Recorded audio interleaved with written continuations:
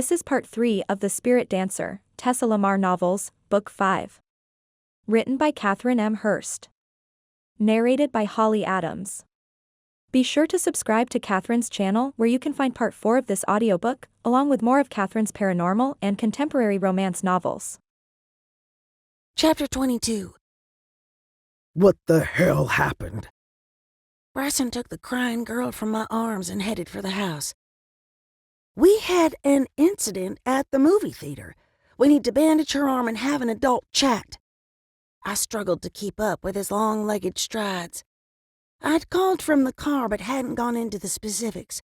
For starters, I was driving with one good arm while on the verge of a panic attack. Not to mention, I didn't want to get into the werewolf thing and scare Jolene even more. Aaron met us at the door with Quinn in his arms. He took one look at JoJo's blood-soaked bandage and gripped the wall to remain upright. That looks bad. We should take her to the hospital. This isn't the kind of thing regular medicine can handle.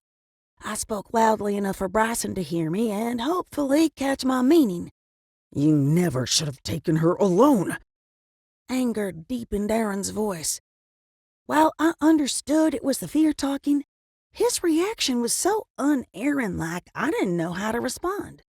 You're right, but none of us could have seen this coming. As soon as the words left my mouth, I knew I was wrong. Aaron should have seen it coming, all right. He'd known Holden was a shifter, and unless I completely missed my mark, he'd used his dream-walking abilities to scare the kid senseless. Bryson glanced back at me with an expression that promised pain and a slow death to whoever had hurt his little girl. Tell me it wasn't an animal. We'll talk once JoJo is patched up. I prayed he'd take the hint and drop it until we were alone. He didn't. I need to know what we're dealing with. Lupine. I hoped Jolene didn't know the meaning of the word. Sure, she'd seen her friend transform into a monster, but he hadn't gone full wolf yet. It was unlikely she knew what a scratch from a shifter could lead to. Aaron made a strangled sound in his throat. Bryson's expression softened as he whispered to the girl, I'm sorry this happened to you. Let's get your cut cleaned up. She didn't respond. My chest tightened. We'd fostered her shortly after she'd witnessed her mother's murder. It had taken weeks for her to trust us enough to speak. Seeing her go from our smart, vibrant daughter to traumatized and nonverbal was more than I could bear. Aaron pulled me to his side, but stopped when I cried out. Are you injured? I went down hard on my shoulder, but I'll be fine. My words came out frosty, but I didn't care. He'd caused this. He should have left well enough alone where Holden was concerned. Aaron threw up his hands. What the hell did I do now? I marched into the office without another word. JoJo sat on the twin bed with Maddie's head in her lap. Standing beside her, Gavin whispered words of encouragement. Bryson's power rushed over me as he chanted a calming spell. He held his hands a few inches from Jolene's body. Starting at her head, he searched her tiny frame for malignant magic and wounds. I doubted Bryson knew the ghost was there, but I didn't want to tell him and risk breaking his concentration. Bryson frowned and took a step back. JoJo, I'm going to help you rest for a while, okay? She looked up at him, her big blue eyes welling with tears. He brushed her curls from her forehead. It won't hurt, I promise. I'll sing you a type of lullaby and you'll drift off to sleep. She nodded and stretched out on the bed. I turned my back to them so she couldn't see my face. We'd dealt with a wear attack once before, but I'd forgotten about that part of the healing process. With adults, it was best to put them under a healing spell for 2 full moons. It took that long to tell if they were going to shift. But I wasn't sure how it worked with kids who hadn't reached puberty. Tessa, I need you to get the salt and make a protection circle. Bryson began chanting the spell. Sold. Gavin moved away from the bed. I'll, step out. Jojo made a sad little sound and reached for him. The spirit smiled and retook his place by her side. Don't you worry, little one. I'm not going to leave you until your daddy fixes you up. Jojo nodded and closed her eyes. I hurried to the shelves for the salt. It took my muddled brain a few seconds to understand why the cardboard container wasn't in its usual place. We're out. What do you mean we're out? He growled, and any doubt I had about who he blamed for Jojo's situation vanished. I'll get the shaker from the kitchen, Aaron said from the hall. Table salt is less potent. Bryson gave me the same look he had Maddie when she'd chewed his favorite boots. Get the fancy pink stuff from the cupboard, I called after Aaron. Starting the chant from the beginning, Bryson met my gaze. I'd seen him at his best and absolute worst, but I'd never seen such pain or such anger in his brown eyes. I hugged my midsection to keep from flying into a million pieces. Aaron returned with the Himalayan sea salt. Got it. Bryson motioned to the container in Aaron's hand and continued to chant the sleeping spell. Oh, right.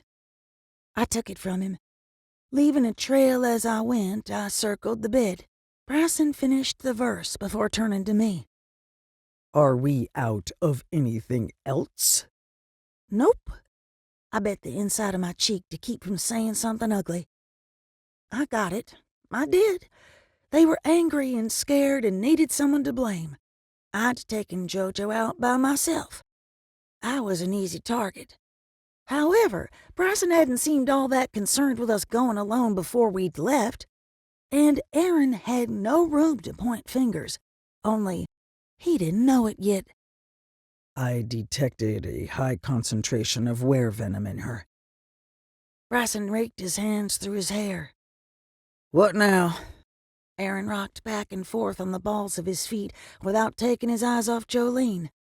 Now I'm going to stitch the gash in Jojo's arm, and Tessa's going to tell us what the hell happened.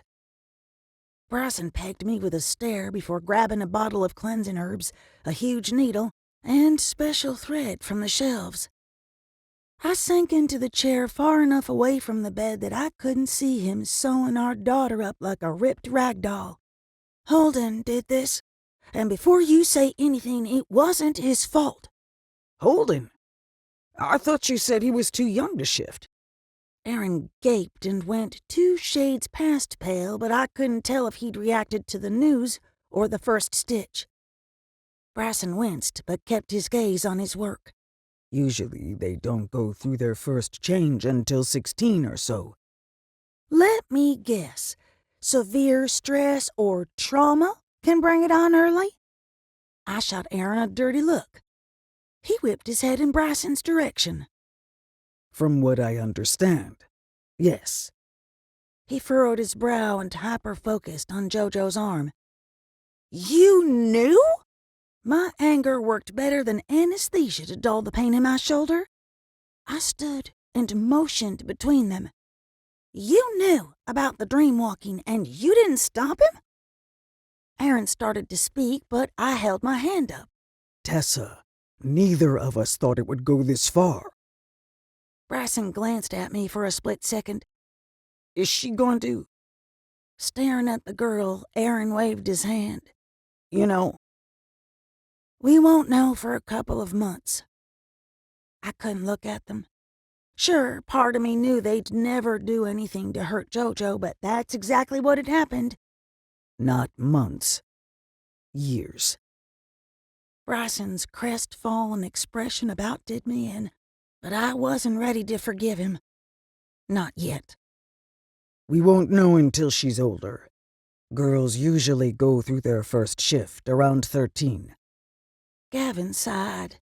Oh, Tessa. I nodded, but otherwise kept my focus on Bryson. I didn't want sympathy. I wanted to scream. He tossed the dirty hemostats, needle, and bandages in a bowl. I'll keep her asleep for 2 full moon cycles to slow the venom. But given the amount of time it took to get her here, it may be too late. Dear God. I needed to get out of there before I said something we'd all regret. I need to call Holden's parents. Then I'm going to shift and spend some time in the sky alone. I don't think that's a good idea. Bryson gave me a pleading look. Buck called. The elders want to see us tonight. Buck can kiss my lily-white fanny. It could be about Holden. He rubbed the twin lines between his eyebrows. If anyone puts 2 and 2 together about Aaron's dreamwalking, there could be repercussions. It's not safe for you to be out there alone. Yeah? I rounded on him. Well, it's not safe for me to be in here with the 2 of you. What the hell were you thinking, terrorizing a kid? The men stared with their mouths hanging open. That was a little harsh, Hellgirl. Gavin shook his head. They were foolish and overprotective, but what father isn't? He was right and I knew it, but I wasn't ready to hear it. Don't call me that. Bryson raised a brow, likely wondering who I was speaking to. Most of the time, he wasn't able to see or hear spirits. Gavin's here, I said. Aaron glanced over his shoulder to the ghost. She's right. We royally screwed up. Oh, I never said you didn't. Gavin shook his head. Jojo is paying the price for our mistake. Aaron motioned to me. And so are you. Shift so you'll heal, but he's right.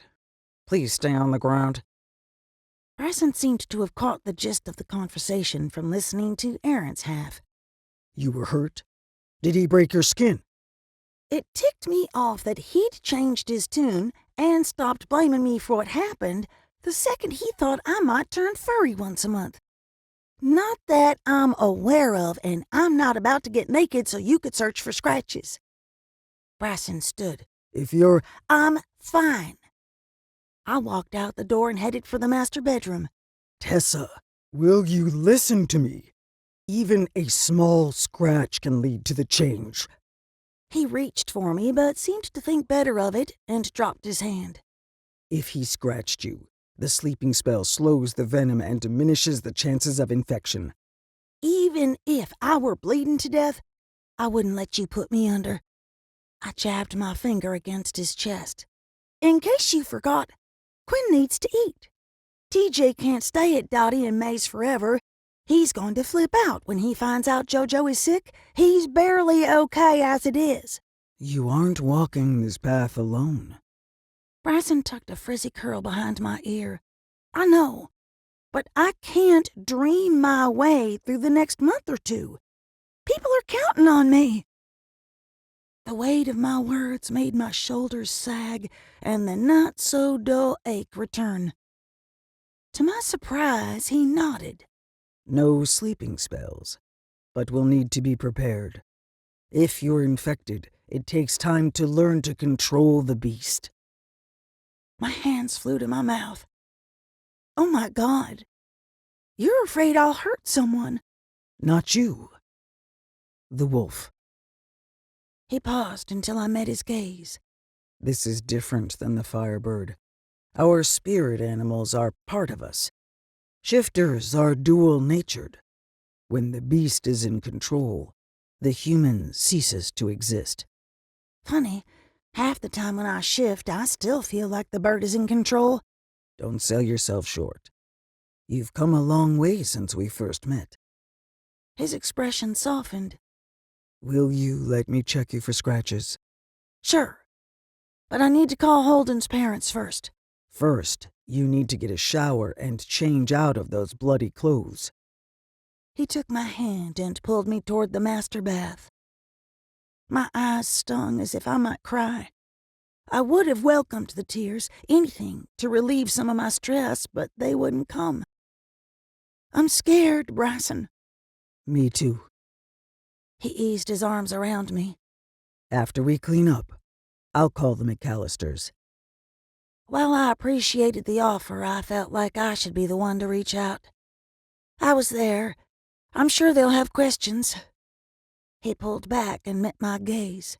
Yes, but this is also a matter for the elders. The McAllisters are tribe members. This is going to turn into a mess, isn't it? Not if I can help it. He kissed my brow. When we're finished in the shower, I need you to reach out to Killian.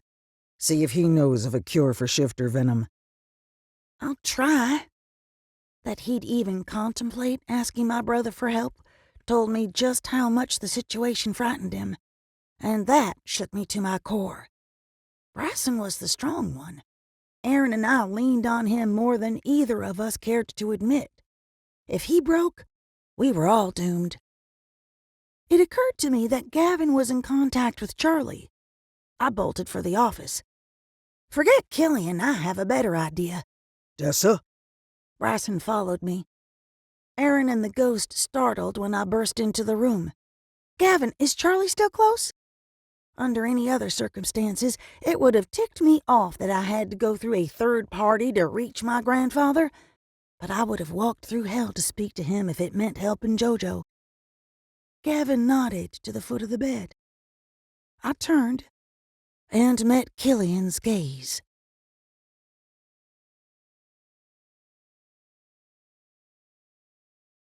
Chapter 23. I didn't know our parents, but I'd like to think they taught you it was polite to knock before barging into someone's house. I'd come off rude, but I didn't give a crap. My brother crossing our wards whenever he pleased was one thing. Him zapping his way into Jojo's room was another. He glanced from the girl to me and shrugged. I was under the impression you needed my help. Well, he was right. There was only room for one smartass in my house. Me. Let me guess. You heard me say your name and you came? Something like that. Killian continued to stare as if daring me to tell him to leave. Tessa. Aaron stood and turned from the bed. I never thought I'd say this, but if he can help Jojo, what does it matter how he got here? He had a point, but I disagreed with the how he got here part. It mattered a great deal when we suspected someone was watching us. Was that it? Was Killian the one watching our every move? Gavin huffed. You mean to tell me a good southern girl like yourself has never heard the expression about flies and honey? You're right, but it would have been nice to know he was here. I smirked at the spirit. He popped in right before you walked in the door. Aaron spoke too loud and too fast. He had to know I was talking to Gavin, but he'd answered anyway. I glanced from him to the spirit, and finally to my brother. Was it possible Killian couldn't see Gavin? Interesting. Would you like for me to go? Wearing a smug smile, Killian tilted his head. I dipped my chin and sucked it up for Jojo's sake. Sorry I was rude. You took me by surprise. Can you help her? I'm not sure. May I? He motioned to Jolene. Please. Aaron moved to my side and gave him room to work. Killian sat on the edge of the bed. Much like Bryson had done, he held his hands a few inches from her body. Unlike Bryson, Killian poured so much magic over the girl, the temperature dropped and a couple of the glass jars cracked. Holy smokes! You're going to freeze her to death. Rubbing my forearms, I hurried to the linen closet and returned with a couple blankets. You do healings differently? The confusion in Killian's expression surprised me. In the short time I'd known him, he'd seemed like a know-it-all. You could say that. I spread a quilt over Jojo. Why does she not wake? I glanced to Aaron, but he seemed as shocked as I was with Killian's question. Bryson put a sleeping spell on her to slow the spread of the venom. He touched her forehead as if checking for a fever. But she's not sleeping. Not in the traditional sense. It's a type of stasis. Her bodily functions are slowed to the bare minimum to prevent movement, rises in heart rate, and brain activity. Think of it as the ultimate form of meditation. Bryson did this. He covered the girl in magic again. Yes, but I've done similar spells. I felt like I was in the Twilight Zone, or maybe I had another brother, Killian's less confident twin. I see. He raised his chin. I had a feeling that was as close as Bryson was going to get to an apology. Petty or not, I enjoyed seeing my brother knocked off his high horse. Killian leaned down and sniffed Jojo. Dare I ask how she came in contact with a werewolf? Gavin waved his arms over his head. Share as little detail as possible, and for the love of God, don't let on about me. Oh, we had an incident with a teen going through his first shift. I would have loved to ask Gavin if the advice had come from him or Charlie, but I didn't want to tip my hand. Killian curled his upper lip. Filthy creatures. There are none in Tiernan Oak. Nothing other than the high and mighty Fae were welcome there, but I kept that thought to myself. Can you help her? Young shifters are like baby snakes. They do not know how to control their venom. That, coupled with her young age. Killian brushed his fingertips over Jolene's hand and stood. But you have nothing to worry about. Aaron glanced between us. I don't understand. Killian looked him square in the eye and delivered a verbal sucker punch. Fae are usually immune to werevenom, but we should take her to Tiernan Oak before she shifts for the first time, to be sure. Gavin coughed into his hand. Bullshit. No. I shook my head. No way was I going to allow him to take her anywhere. For starters, Jojo was human. Second, I agreed with Gavin. It sounded like BS. And finally, when Killian had said we, he likely didn't include the lowly human in the room. We'll figure something else out. We should get Bryson and listen to what Killian has to say. Aaron glanced between us. I put my face in his line of vision. We can table this for now, but it's never going to happen. Do you hear me? Never. Regardless, he should be here. Aaron turned for the door. He's on the phone with the McAllisters. Killian's spine stiffened before he could stop himself. While I couldn't be sure if his reaction came from my snarky tone or if he'd recognized the name, my money was on the latter. There's no need to rush a decision. Gavin floated closer to Aaron. He said she needed to be in fairyland before she shifts. Aaron nodded. You're right. Gavin sighed. You just have to keep her calm between now and the full moon. Aaron's expression soured. And how do you suggest we do that? Who are you talking to? Killian's magic brushed against me, cold and demanding. Is there someone else here? Careful, Tessa. The spirit eased behind me. I needed to do something to throw him off Gavin's trail. How do you know the McAllisters? Killian didn't react to the name, not outright anyway. But the more he stared me down, the more I was convinced he was hiding something. Who is Gavin? I shot Aaron a warning look before turning back to my brother. A friend, and you can put your magic away. You were shouting at someone called Gavin when you came into this room. He narrowed his eyes but eased back on the deep freeze routine. I don't shout. I knew I sounded like a complete idiot, but for some unknown reason I needed to keep quiet about my ghostest with the mostest. And you can't take Jojo to Tiernan Oak. She's a halfling. Aaron gave me a side eye but remained quiet. Thank God. I'd lied. As far as I knew, she was a human with some pretty spectacular supernatural powers, but I didn't want to rub Killian's nose in Aaron's mortality. Her mother was human? Killian eyed us. Aaron didn't miss a beat. As far as I know. Why does everyone keep assuming Aaron's fae, or in Teague's case, a changeling? Halflings are considered a lesser fae, and that is all the more reason to take her to Tiernan Oak. She may not have full immunity. Killian seemed to realize I'd pulled a bait-and-switch on him and waved his hand. Enough about the girl. Why did you ask if Chasiqua was close?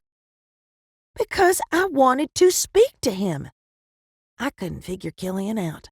Either he was playing some serious games or he had no idea about my abilities. Stop talking, hell girl. Gavin appeared a half an inch from me. You're digging yourself a hole you can't climb out of. Eyes wide and mouth open. He took a step back, but stumbled over the corner of the bed. But he's dead. Tessa! The spirit covered my mouth, a useless gesture, but I got the point. Besides, I'd had about all I could take of Killian's weird behavior. Something was wrong in fairy brotherland.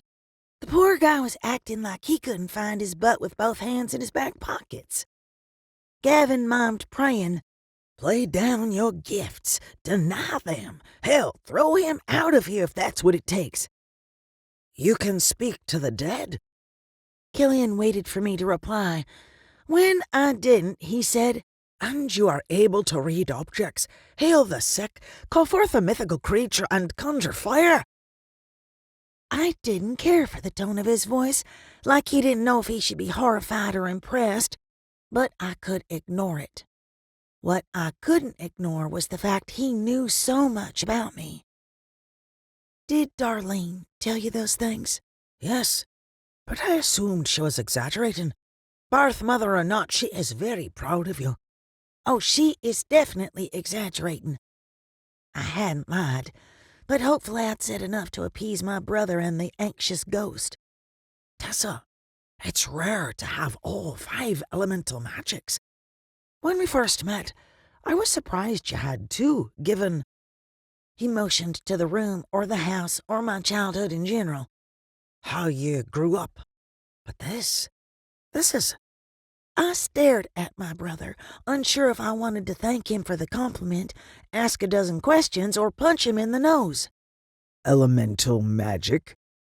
Bryson stood in the doorway with his arms folded. Gavin let out an exasperated sigh. Any chance you can keep Mr. Tall, Dark, and Gorgeous quiet? I had an idea. A potentially terrible, awful idea. But if it worked, it'd make Bryson feel a heck of a lot better about his gifts.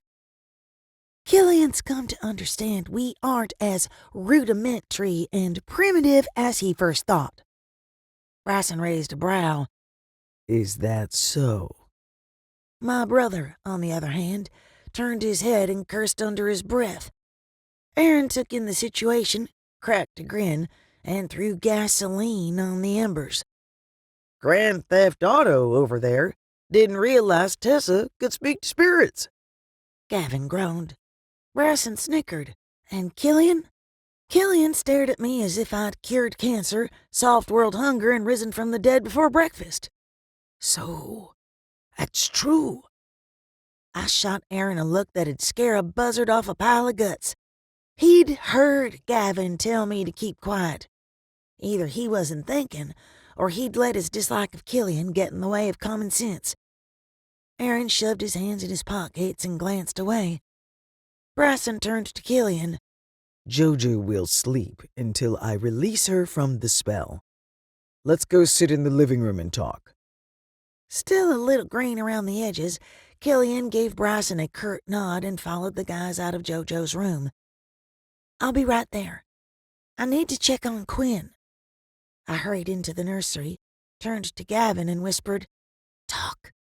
Before I get into it, is it possible for a spirit to have a stress-induced aneurysm? He pretended to sag against the wall, but half his backside slipped through. I tapped my toes. I'll take that as a no. He motioned to the ceiling, or more likely the spirit world. It's Charlie. He's pacing a hole in the veil. Keeping my voice as low as possible, I asked, Why isn't he here? He would be if he could be, but he can't. Gavin made a face that told me he was thinking or constipated. I was there when Bryson gave Jojo a math lesson. I nodded. unsure what that had to do with my situation. I know it killed Bryson to watch her struggle with the problems, but he had to let her figure them out by herself. I'm strangling someone. I'm trying here. There are rules. He rolled his eyes. If Bryson did the problems for her, it'd be cheating, right? Nodding, I motioned for him to continue. And if her virtual teacher found out, she'd fail the class and maybe have other, more serious consequences. The room spun, and what little food I had in my belly threatened to make a return appearance. He can't help because someone is keeping tabs on him? And me. I pressed my hand to my churning stomach. That's why Charlie didn't want Killian to know about my abilities? Yes, but there's more to it. Kevin's expression grew serious. Only one other living fae has control of all 5 elements. The Queen? Gavin frowned. I can't say. I sank into the antique wood rocker and put my head in my hands. I'd known someone was toying with me or setting me up or testing me since visiting the murder scenes. But now I had a possible motive. Is she testing me to find out what I'm capable of? No, that's not it. The spirit went wide-eyed and he began to fade. Sorry, Helga. I may have said too much.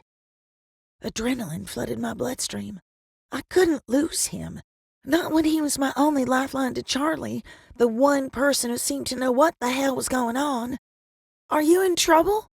I'll be back, if I can. Gavin vanished. Bryson came into the room, peeked into the crib at the sleeping baby, and turned to me. Killian's gone. We need to talk. I glanced down at my ruined blouse. But first, I need to get out of these bloody clothes. He pulled me from the rocker and guided me into the bathroom. I apologize for being gruff with you earlier. We were all worried about Jojo. I stripped while he started the water. I guess we don't have to worry about checking you for scratches. Aaron told you what Killian said? I stepped into the shower and let the water soothe me. But what was that business about Jojo being a halfling? Killian and Teague both think Aaron is Fae. I haven't bothered to correct them. I reached for the shampoo, but stopped when the door slid open. He looked as tired as I felt, maybe more so. Mind if I join you? Not at all. Did Killian explain elemental magic? I stepped to the side to give him access to the water. Not much. From what I could gather, there are 5 types of magic. The 4 elements and spirit. Most fae have 1 type. He grabbed my shampoo and motioned for me to turn around. Gavin said only one other living fae has all 5. My brain stuttered, but when I asked him if it was the Queen, he couldn't answer. I don't think it's her. He worked the shampoo into a lather. I'm not sure what to think, Tessa. All of this is new to me. Me too. I rinsed my hair and applied the useless anti-frizz conditioner. How did your talk go with Mr. McAllister? As good as can be expected. He assumed Holden shifted because of the stress the family is under. Bryson soaped up a poof. I didn't mention Aaron visiting Holden's dreams. But Holden is okay? Yes. His parents found his wolf in the woods behind the theater. He took his time scrubbing me clean. We slipped into a comfortable silence, each of us seemingly lost in our thoughts. I believed the elders would be understanding of Holden's situation, but Aaron would be another matter. If they found out. After the shower, we dressed in our PJs and headed into the living room. Aaron took one look at me and held his arm out. Come here. I rushed to him and buried my face in his chest. Bryson moved behind me and drew us both into an embrace. Sandwiched between them, I thought back to our wedding day. We'd promised to love, cherish, and stand beside each other till death we parted. After the talk with Gavin, I wondered if our vows would be fulfilled sooner than any of us could have imagined. Bryson guided us to the couch. Talk to us. I didn't know where to begin, but once I got started, I didn't stop until I'd told him every detail of my conversation with Gavin.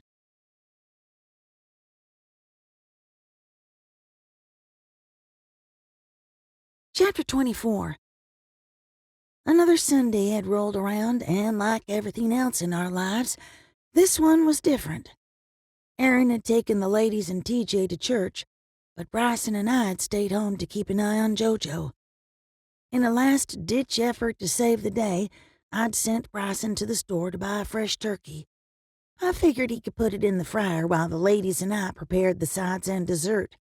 It wouldn't be the same without JoJo at the table, but hopefully we'd have years and years of Sunday dinners together once Bryson lifted the spell. I covered the sweet potato casserole with foil and set it in the fridge.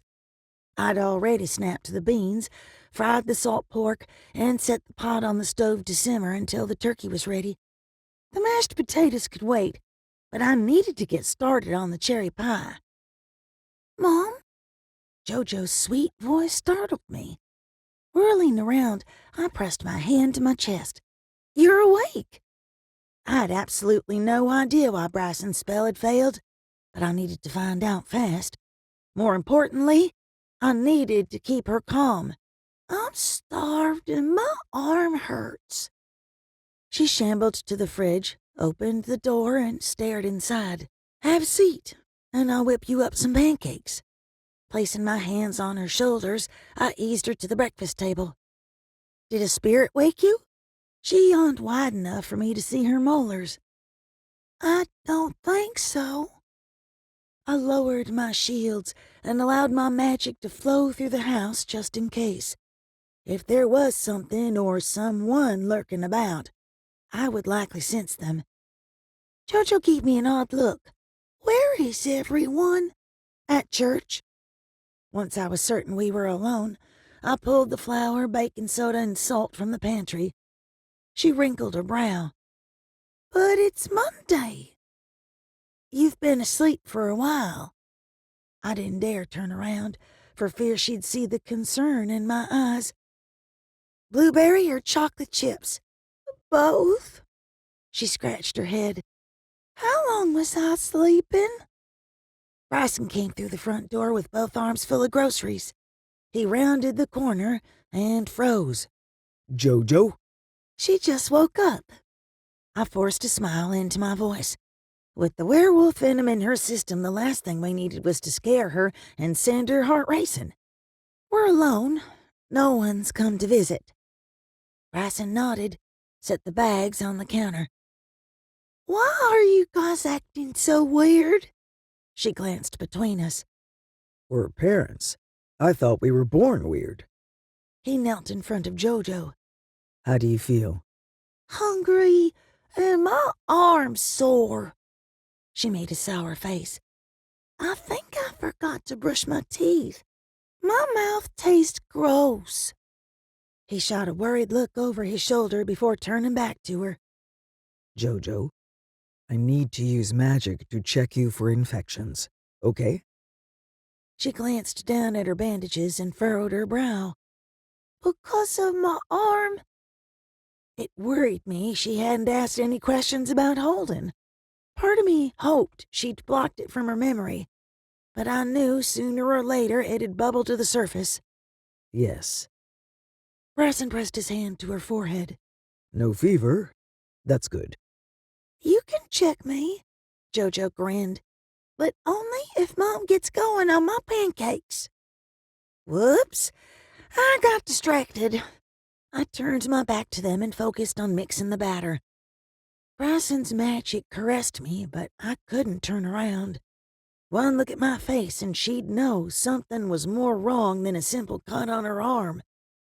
I'd pulled the first pancakes off the griddle when his magic finally receded. Holding the plate in one hand and the syrup in the other, I turned to face them. Bryson sat on the kitchen floor at the girl's feet. His expression confused me. His mouth hung open as if stunned, but he had tears running down his cheeks. "Dad?" She touched his face. "Am I going to be a werewolf?" My heart stopped as if waiting for his answer. He cleared his throat and pressed a kiss on her palm. No, baby, you're not. You're healed. Healed? I didn't know if I'd heard him wrong or if we'd experienced a miracle. Or if Killian was right. Is JoJo part Fae? And Aaron? Is he a changeling? Jolene blew out a breath. Good. Good? That's it? I wanted to ask what she remembered about the attack, but didn't have the mental energy to word the question in a way that wouldn't potentially freak her out. Do you have any questions? Nope. She motioned to the pancakes. Can I have those? Bryson stood, took the plate from me, and set it on the table in front of the girl. When he turned back to me, he mouthed, "Outside." Playing it cool, I put the turkey and cold items in the fridge. "Jojo, Dad and I need to set up the turkey fryer. Will you be okay here by yourself for a few minutes?" She shoved half a pancake in her mouth and nodded. We'll be right back. Holler if you need us. Bryson hovered around her like a worried mama duck. "I'll be fine. I'm not a baby." She rolled her eyes and made kissy sounds. The dog barreled into the kitchen, skidded to a stop, and proceeded to watch the movements of JoJo's fork like it was a ball at a tennis match. Bryson and I walked onto the porch, exchanged glances, and shook our heads. Neither of us seemed to know what to say, so we kept quiet as we crossed the yard to the shed. He opened the rolling door and paused. I'll talk to her about Holden later. Nodding, I said, "Thanks." I wanted to, but I couldn't figure out what to say. You and me both. He met my gaze. The other day with Killian, you asked him about changelings. You were referring to Aaron, weren't you? Teague said something about Aaron and Changeling, but I didn't believe it. I thought he'd felt your magic in Aaron and jumped to the wrong conclusion. The more I thought about it, the more I wondered if Teague was onto something. Now, I'm not so sure. I think Teague was right. A slow smile split Bryson's face. Aaron's always felt like the outsider with us. He'll be thrilled. And if it's true, we don't have to worry about him getting old while we're still young. Bryson chuckled. Speak for yourself. I'm already old. Yeah, well, you look pretty good for a 168-year-old. I slid my arms around his waist. But he may not be as happy as you think. He pressed his brow to mine. Why is that? You heard what Killian said about changelings. Do you really think it's a good time to tell Aaron the people who loved and raised him were not his real parents? Is there ever a good time to learn something like that? He glanced toward the house. It explains a lot. I've always wondered why Dottie doesn't have magic, but Aaron does. I'd never stopped to consider the differences. Like Bryson had done with Aaron, Charlie had gifted Dottie a piece of his soul in order to bring her back to life.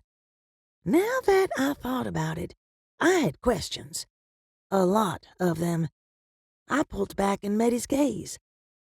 While we're on the subject, why is it okay to play God with Aaron but not with Grandma? I didn't play God. Aaron was in the prime of his life when he was attacked by the conjurer. May has lived a long time. He made a sour face as if realizing how hypocritical he sounded. Uh-huh. I nudged his side. That sounds a lot like deciding who lives and who dies. Tessa, I know you don't want to hear this, but may not want to live forever. She wakes up every morning in pain, puts on a brave face, and does what she can. But she's tired. I regretted starting a conversation I wasn't ready to finish. I knew he was right, but I hated it. I didn't want her to suffer, and maybe it was selfish, but I didn't want to suffer either. I'm sorry. This isn't the right time for this conversation. He pulled me close. I held on to him for dear life. I don't want to talk about this. We should focus on the bigger problem first. Which one is that? I don't know. Hiding my face in his chest, I mumbled. I'm beginning to think we should write them all out on cards and drop them into a hat. The sound of tires on gravel interrupted our private moment. What are they doing back already?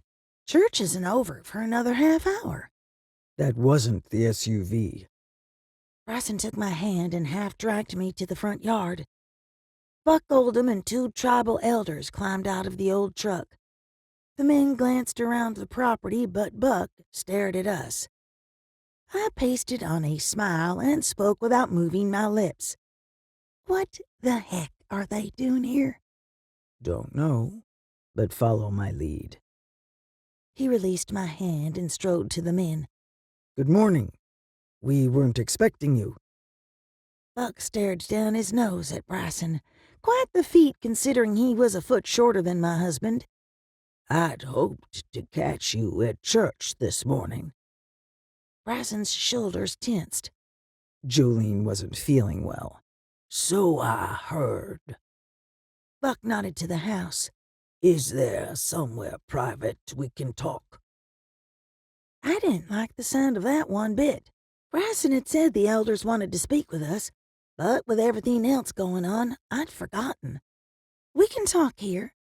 Everyone except Jolene is at church. This doesn't involve you. Buck seemed to realize he'd come across as a jerk and backpedaled. What I mean to say is, this won't take long. Bryson can speak for the both of you. My husband, God love him, set the other man straight. If this is in reference to what happened to our daughter, Tessa will be present. Buck motioned to me and smiled, but there was no mistaking the anger in his expression.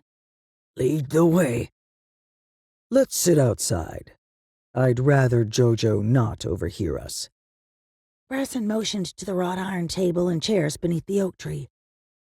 The girl isn't under a sleeping spell. He glanced at the house, as if debating going in and seeing for himself. No, Bryson said. The elders who'd come with Buck whispered back and forth. I bit the inside of my mouth to keep from giving the man an explanation. Once we'd settled at the table, Buck got straight to business. Holden McAllister is not to blame for the attack on Jolene. My heart beat hard enough to crack a rib. Bryson nodded. Glad to hear it. Despite Jojo's injuries, we didn't want the boy to be punished. Once again, the elders seemed surprised by his response. Buck, however, gave us a mean little smile. Holden was acting under the influence of foreign magic. My mouth fell open. A spell caused him to shift? Bryson glanced at me, likely telling me to hush. I've had him examined by 2 magic users. Both say the boy was afflicted by a spell. Buck met my gaze. Did he say anything before he lost control? What kind of spell?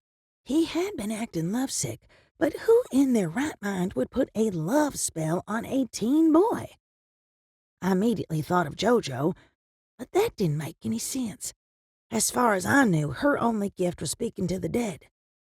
Tessa? Bryson's voice brought me back to the moment at hand. I glanced between Buck and the other elders. Holden did seem quite smitten with Jolene. The more I thought about it, the more I could see how a love spell, coupled with Aaron threatening him in his dreams, would have caused the teen to react the way he had. Bryson nodded to Buck. You said foreign magic. Did you mean Fae? My people weren't sure of the origin. The old man curled his upper lip as if he smelled something foul. But considering there were 3 Fae in our house of worship the day you presented your son to the congregation, I would say it's a safe bet. I didn't care for the way he said Fae like it was another F word. One of them was my brother. Buck's eyes widened. I see. Yes. And you realize the Nunnehi are also Fae? Bryson reached beneath the table and squeezed my thigh. Hard. I do. Buck narrowed his eyes. But the Nunnehi have been friends of the Cherokee since before the resettlement. Unless that has changed, me and my family remain loyal to the tribe. Bryson bit out his words. The elders exchanged glances and shifted in their chairs. They seemed uncomfortable with the conversation, but I couldn't tell which part had upset them. How long have you known the other Fae were back? Buck motioned between us. His word choices puzzled me. Then again, he'd known my grandfather. It was entirely possible Charlie had told him about the Fae, but that didn't make sense either. Buck had done his best to manipulate Bryson and me into getting married. At that time, he'd insisted we were the last of our kind. While we were the last of the Nunnehi, I couldn't shake the feeling he'd lied to us. Bryson sat back and folded his arms. We learned other Fae existed shortly before Quinn was born, and of Tessa's brother a week later. And you're just now telling me? Buck scoffed and turned to me. What do you know about these creatures? Not much. I glanced at Bryson for help. They are not Nunnehi. He spoke as if that little fact explained everything. It didn't. If anything, pointing out they had nothing to do with the Cherokee Nation or Buck's tiny part of it made things worse. Buck Oldham and the other elders thrived on control. These creatures are trouble. You will report any additional Fae activity directly to me. Buck stood as if the meeting were over. I would have loved to tell Buck Oldham he could stick his bossy attitude where the sun didn't shine, but he was the chief of the local tribe. Bryson and Charlie had dedicated their lives to serving the Cherokee. Bryson stood, but remained silent. "Hi, Mr. Oldham." Jolene waved from the front porch. Hello there, Jojo. How are you feeling?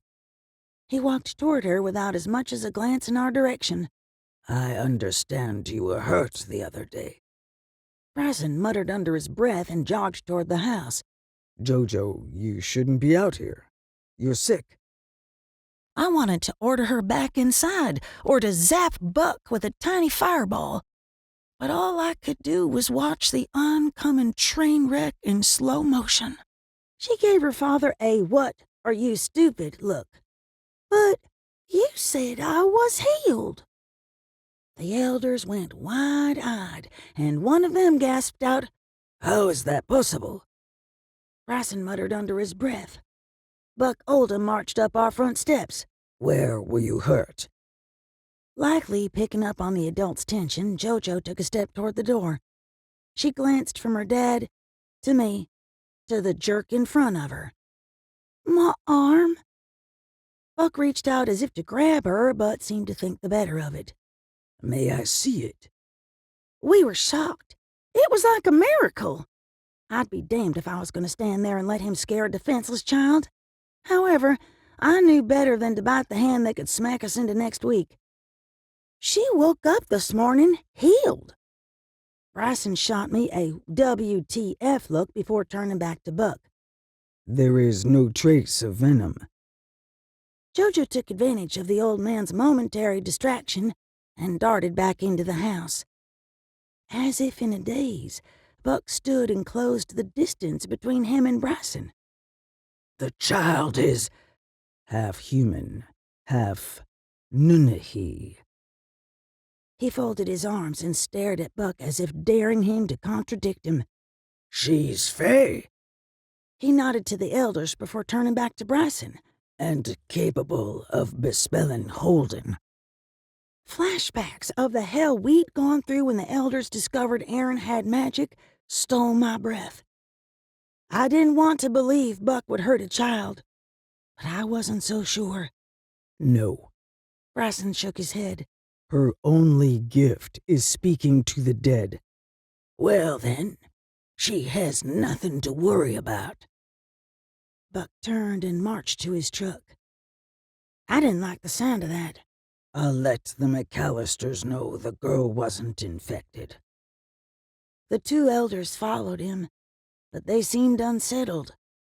Forcing a smile, I waved. Enjoy the rest of your weekends.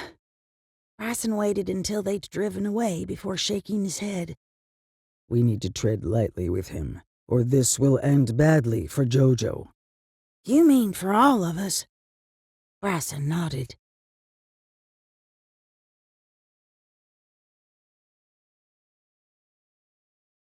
Chapter 25. No, absolutely not. I turned from the kitchen sink and gave Gavin my best Grandma Evil Eye impression. When he'd returned from the other side, I'd been thrilled to see him.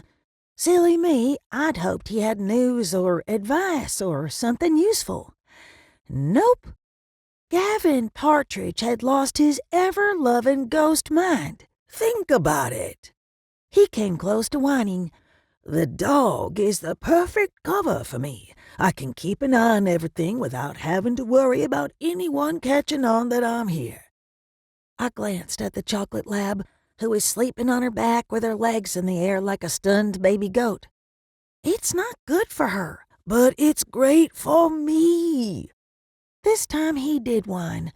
I've missed food and physical touch and breathing. Please, Tessa. What if you get stuck again? He blew out an exaggerated sigh. I won't. Now that I know how to do it, I should be able to come and go as I please. I turned back to the window and watched the kids playing croquet in the yard. I'd worried about Jojo's arm, but she seemed fine. Bryson was keeping an eye on the turkey fryer, and the ladies were sitting in lawn chairs chatting. It took me a second to find Aaron.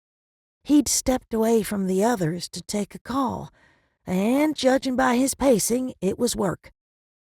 While I hated the idea of traumatizing poor Maddie, I could see the benefits of having Gavin in a physical form, even if it was a dog. I turned back to him and folded my arms. You'll behave yourself this time? His smile brightened the room. Absolutely. No sniffing my husband's, interrupting sexy time, or making a mess in the kitchen? Fine. I'll respect your privacy. He held up his hands and wiggled his fingers. And for the record, the mess wasn't my fault. You'd be surprised how much we take opposable thumbs for granted. I'll make sure you get human food. A mental picture of the dog at the table filled my mind. But you'll be eating alone. I can't have hair in the mashed potatoes. Done. Gavin leaned in, cupped his mouth, and did a stage whisper. And I'll bite anyone who threatens you or this family. Okay, you have my permission, but do it in the other room.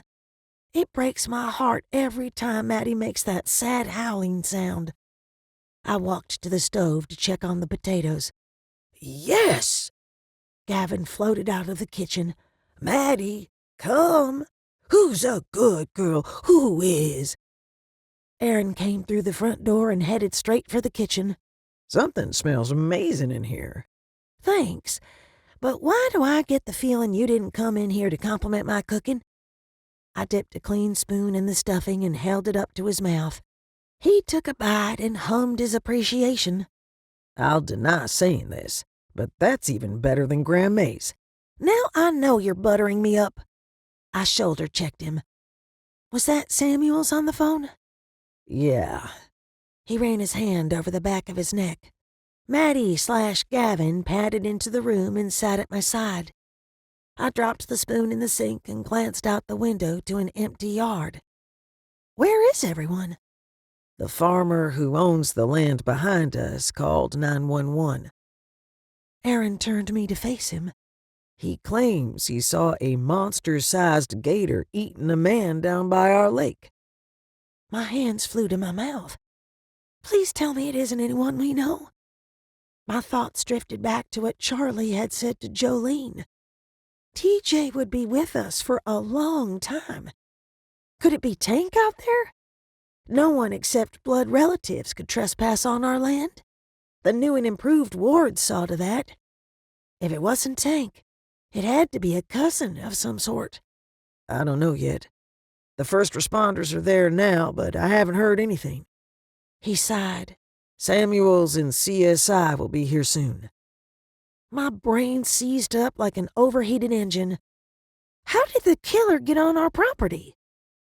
Aaron swallowed hard and dipped his chin. Bryson's checking the wards, but if they're still up, we need to consider— No! I shook my head. I know what you're about to say, and you're wrong. Killian doesn't have anything to do with this. I told you what Scarlett said. He's not a murderer. I'm sorry, Tessa, but I'm not ruling Lucky Charms out just yet. Maddie/Gavin snorted. Don't call him that. It's not funny. My lips twitched to spite myself. It's a little funny. He pulled me back into his arms and kissed my brow. Samuels is going to need me at the lake, but I want you to stay here with Bryson and the kids. Sure, but if this is like the other scenes, there might not be a murder. Aaron glanced away. This time, there are remains. Oh, God. Jolene! My thoughts raced almost as fast as my pulse. Newly dead spirits can be scary. Is she okay? Has the victim reached out to her? Take another breath, sweetheart. He pressed his forehead to mine. I tried to do as I was told, but my lungs had gone on strike. What if the killer is still there? I could shift and fly down there to make sure it's safe.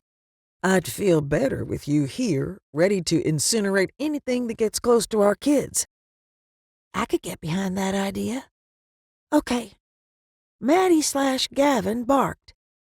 By the way, I gave Gavin permission to possess Maddie again. He said it was easier for him to keep an eye on things in a physical body. I braced myself for Aaron's reaction. He glanced between me and the dog several times and settled on me. Did you set boundaries? I did. I narrowed my eyes at the lab. Maddie/Gavin licked her lips. He threw up his hands.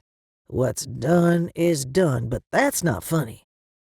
I shot Maddie/Gavin a warning look before packing the hot casserole dishes into a carrying bag. Do you have time to help me get this stuff to Maze? Sure.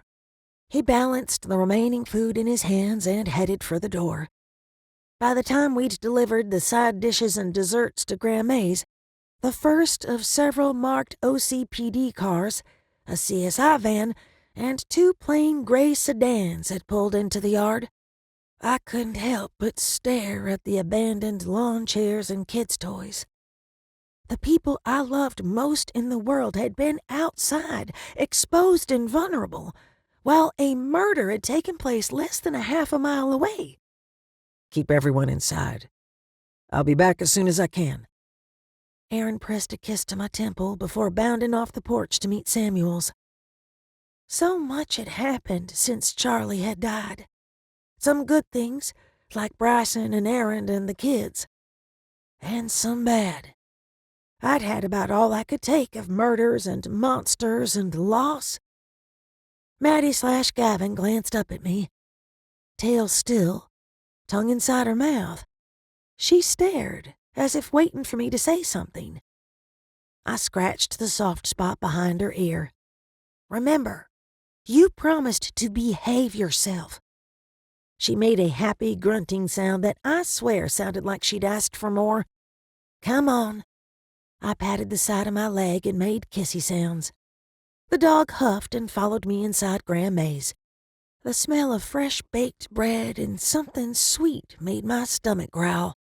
The kids were busy setting the table, while May and Dottie put the food into serving bowls.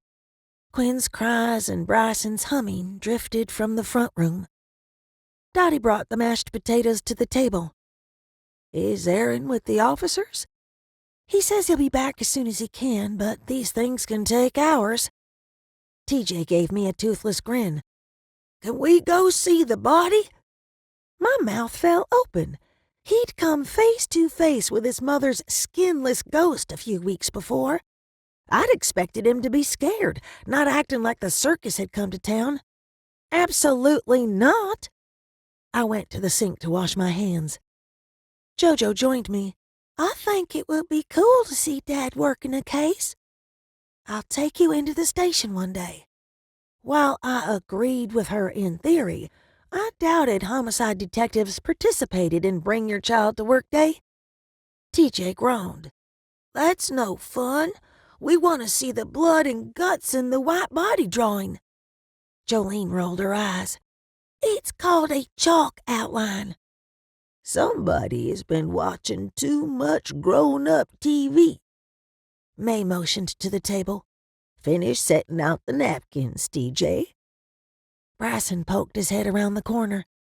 "Tessa, can I borrow you a minute?" "Sure." It occurred to me that Gwen had stopped crying. Taking extra care not to wake him, I eased into the living room.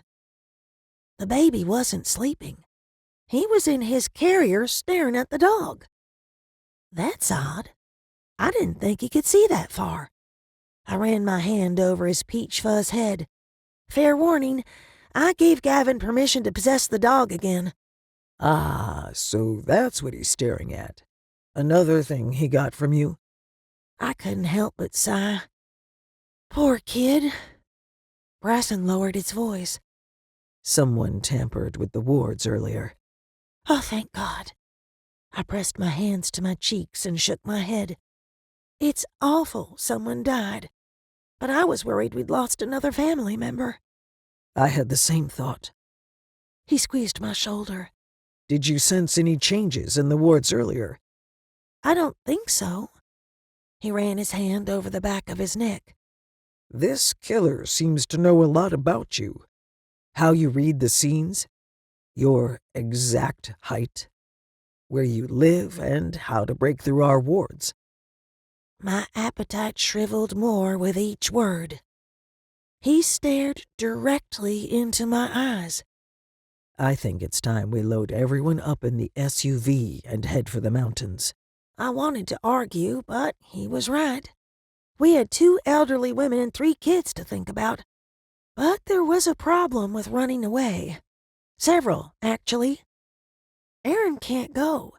He's working the case. Plus, who's to say the killer won't follow us? He or she obviously has strong magic. "I don't know how to keep you and our family safe." His voice grew hoarse, and the lost look in his eyes broke my heart. I knew Bryson inside and out. Protecting his family was as much a part of him as breathing or his magic. To him, not being able to keep us out of harm's way was a failure as a husband, a father, as a man. I slipped my arms around him and rested my head on his chest. The best way to keep us safe is to stop the killer. I have every faith in you and Aaron and myself to do just that. "Dinner is on the table," Grandma called from the kitchen. "We'll finish this conversation later, with Aaron." He picked up Quinn's carrier with one hand and slid the other to the back of my neck. The skin-to-skin contact with my mate made the tension drain from my shoulders. Or it did until Quinn started crying the second we walked into the kitchen. Bryson took the baby back into the room with the dog.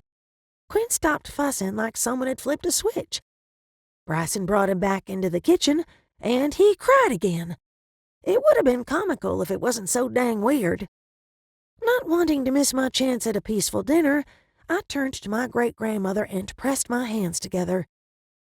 Can Maddie come in the kitchen if she stays away from the food? Quinn seems enamored with her. Maddie, come.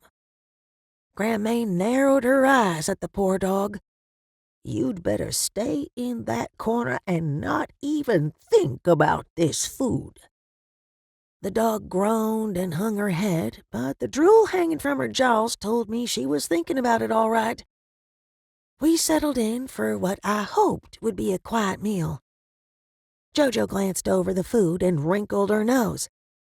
Why are we having turkey? Thanksgiving isn't for another couple of weeks. TJ snorted out a laugh. They're all messed up around here.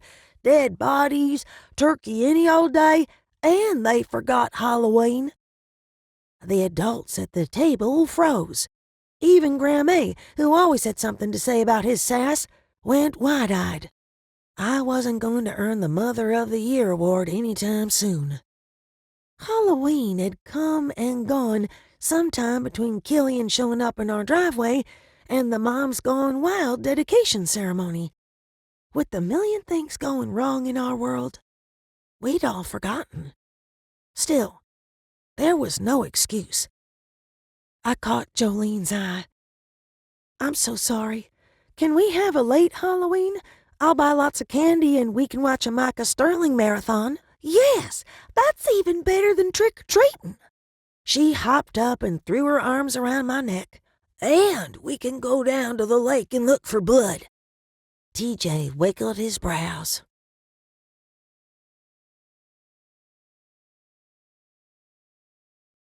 Chapter 26.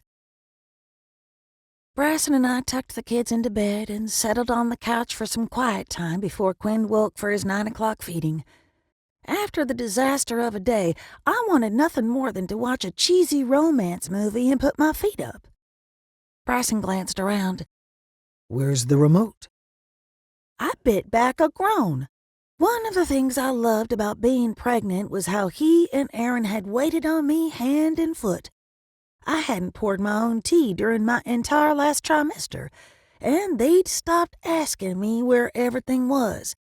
Why did men think women were walking inventory sheets? Bryson lifted the couch cushion. Check your side. Or we could use the buttons on the TV. I stood, grumbling the entire time. You can't access your girly station without the special remote. Maddie/Gavin lifted her head and yawned. She'd settled her furry butt into my easy chair. Not that I was fundamentally opposed to animals on the furniture. I'd happily share the couch with her. However, I had a problem with dog hair all over the brand-new microfiber rocker recliner where I nursed Quinn. Snapping my fingers, I said, "Get down from there."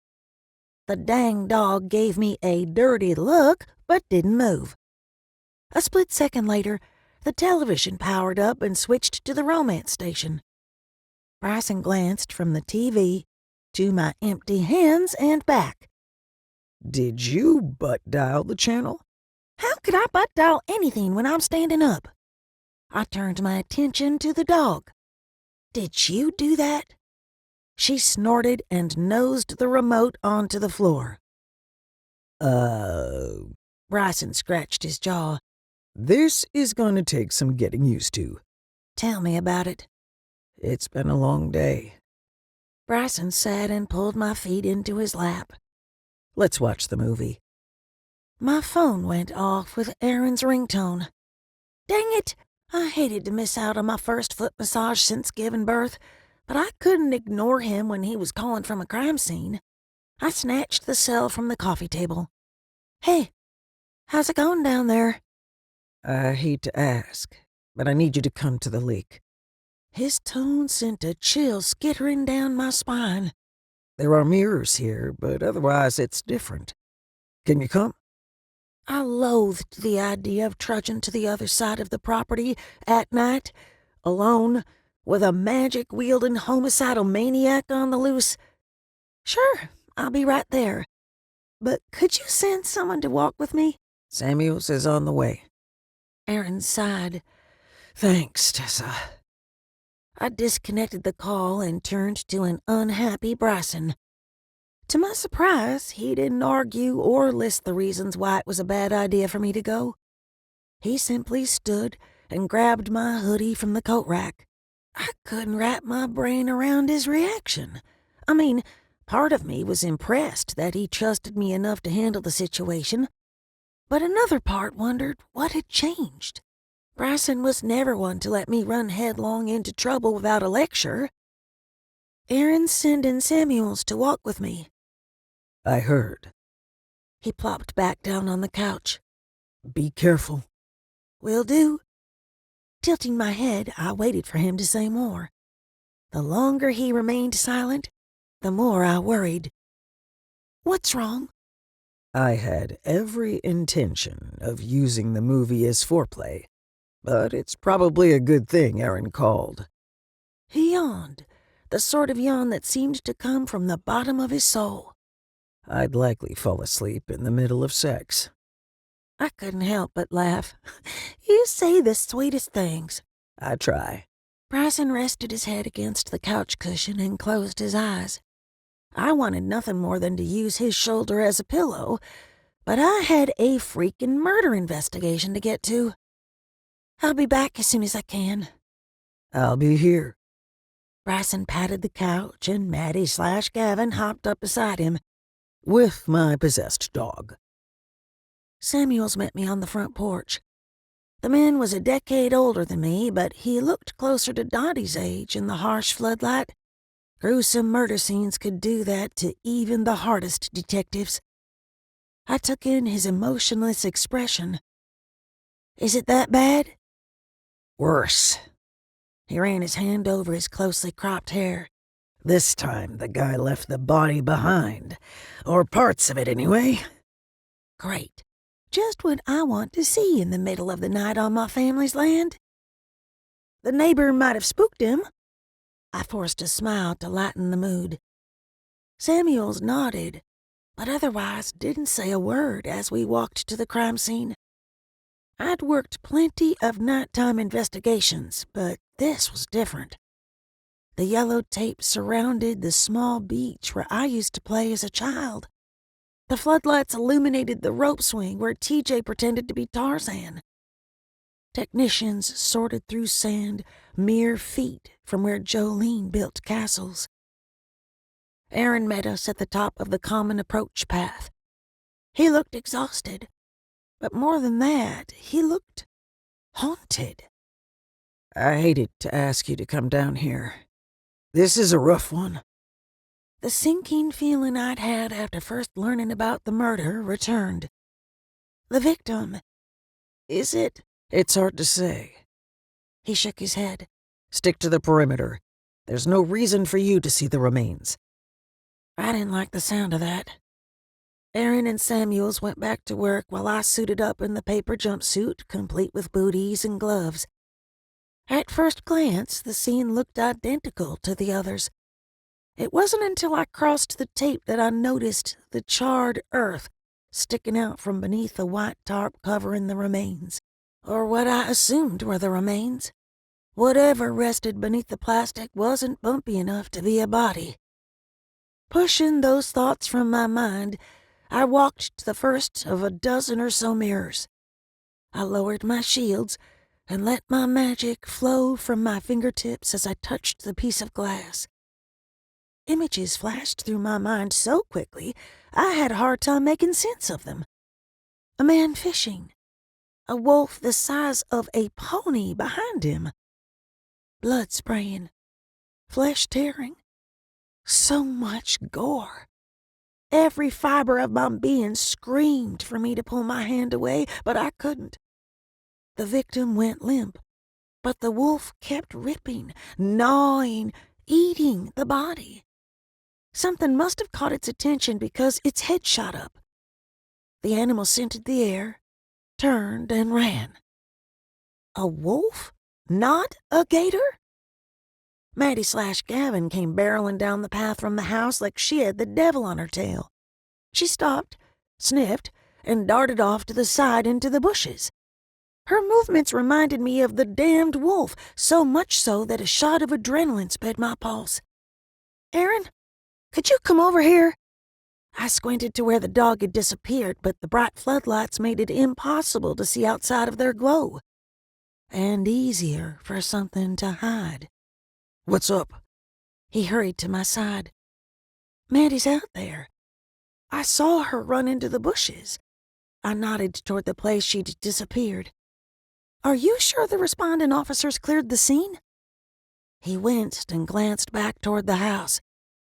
We've been here for hours. If the perp was still around, we'd have seen or heard something by now.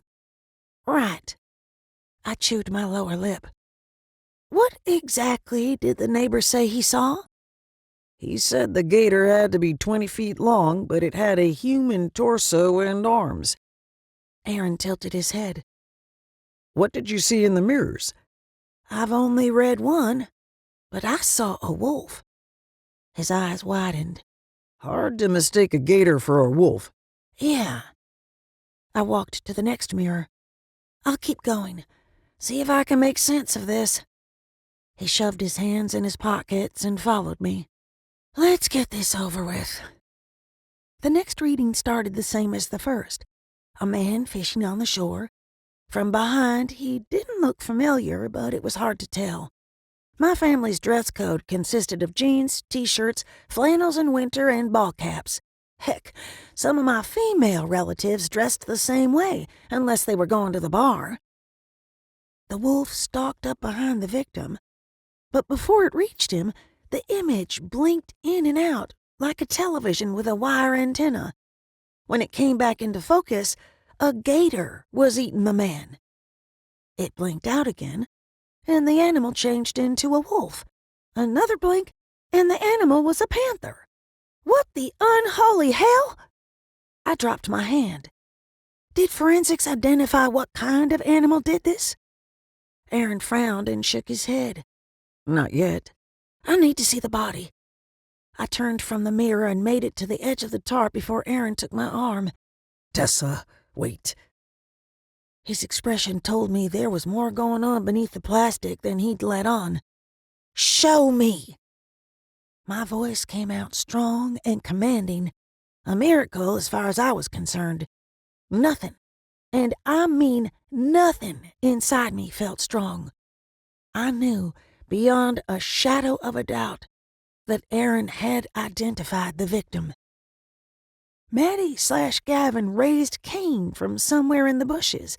I opened my mouth to silence her, but she wandered into the light before I had the chance. She did her best lassie imitation, staring at the bush, barking, looking back to me, and barking again.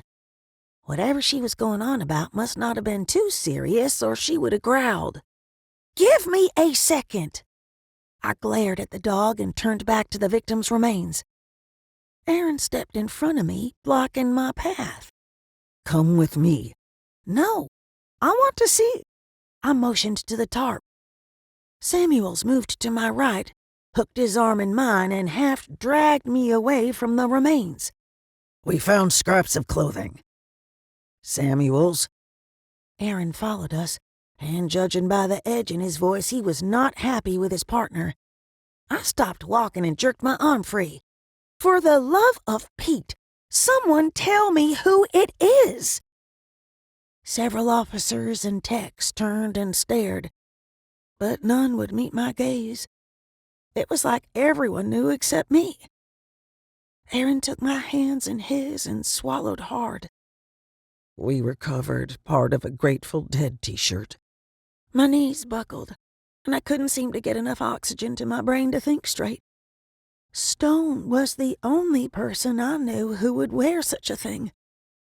Stone, my stepdad, the father of my baby brother, the one man on the planet who knew Darlene through and loved her anyway.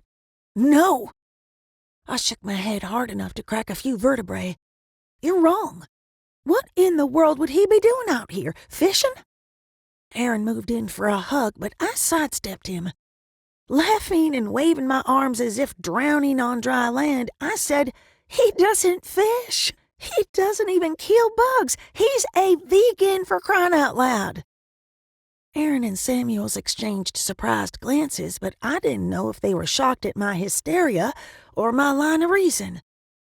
To drive my point home, I pulled my phone from my pocket. I'll prove it. I'll call him. There's no way that's Stone under that tarp. Rustling sounds from the bush where Maddie had disappeared drew our attention. Jolene and TJ walked into the glow of the floodlights. My already frazzled nerves heaved their last breath and keeled over dead. JoJo and TJ loved Stone.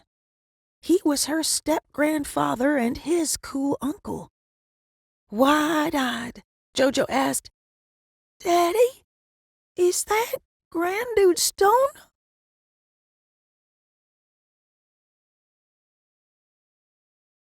Chapter 27. Aaron made it to the kids before I remembered that walking involved putting one foot in front of the other. He knelt to their eye level and took them into his arms. We aren't sure who it is yet. TJ sobbed and babbled incoherently against Aaron's shoulder. "I can ask the ghosts. They'd know." JoJo pulled away from her dad, held her arms out at her sides, and closed her eyes. Her power rushed over me.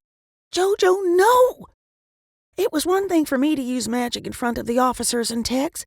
Mine was subtle, and they'd seen me do it hundreds of times. JoJo's gifts were an entirely different matter. Desperation and grief made her power wild, uncontrollable, and hard to ignore.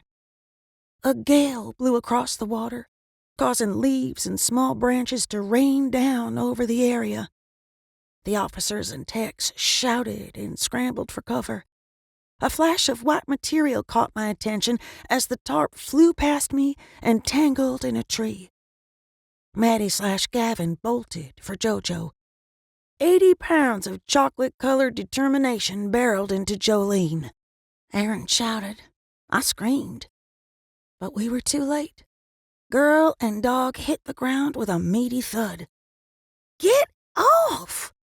Jolene shoved at the lab, but Maddie was having no part of it. Sitting on JoJo's chest, she barked like a lunatic at something behind me. Aaron grabbed the dog's collar and pulled her off Jolene. Maddie/Gavin continued to bark, only she'd added a whiny quality to the racket. She flailed and jumped, twisting her body like a dolphin performing until she broke free of Aaron's grip.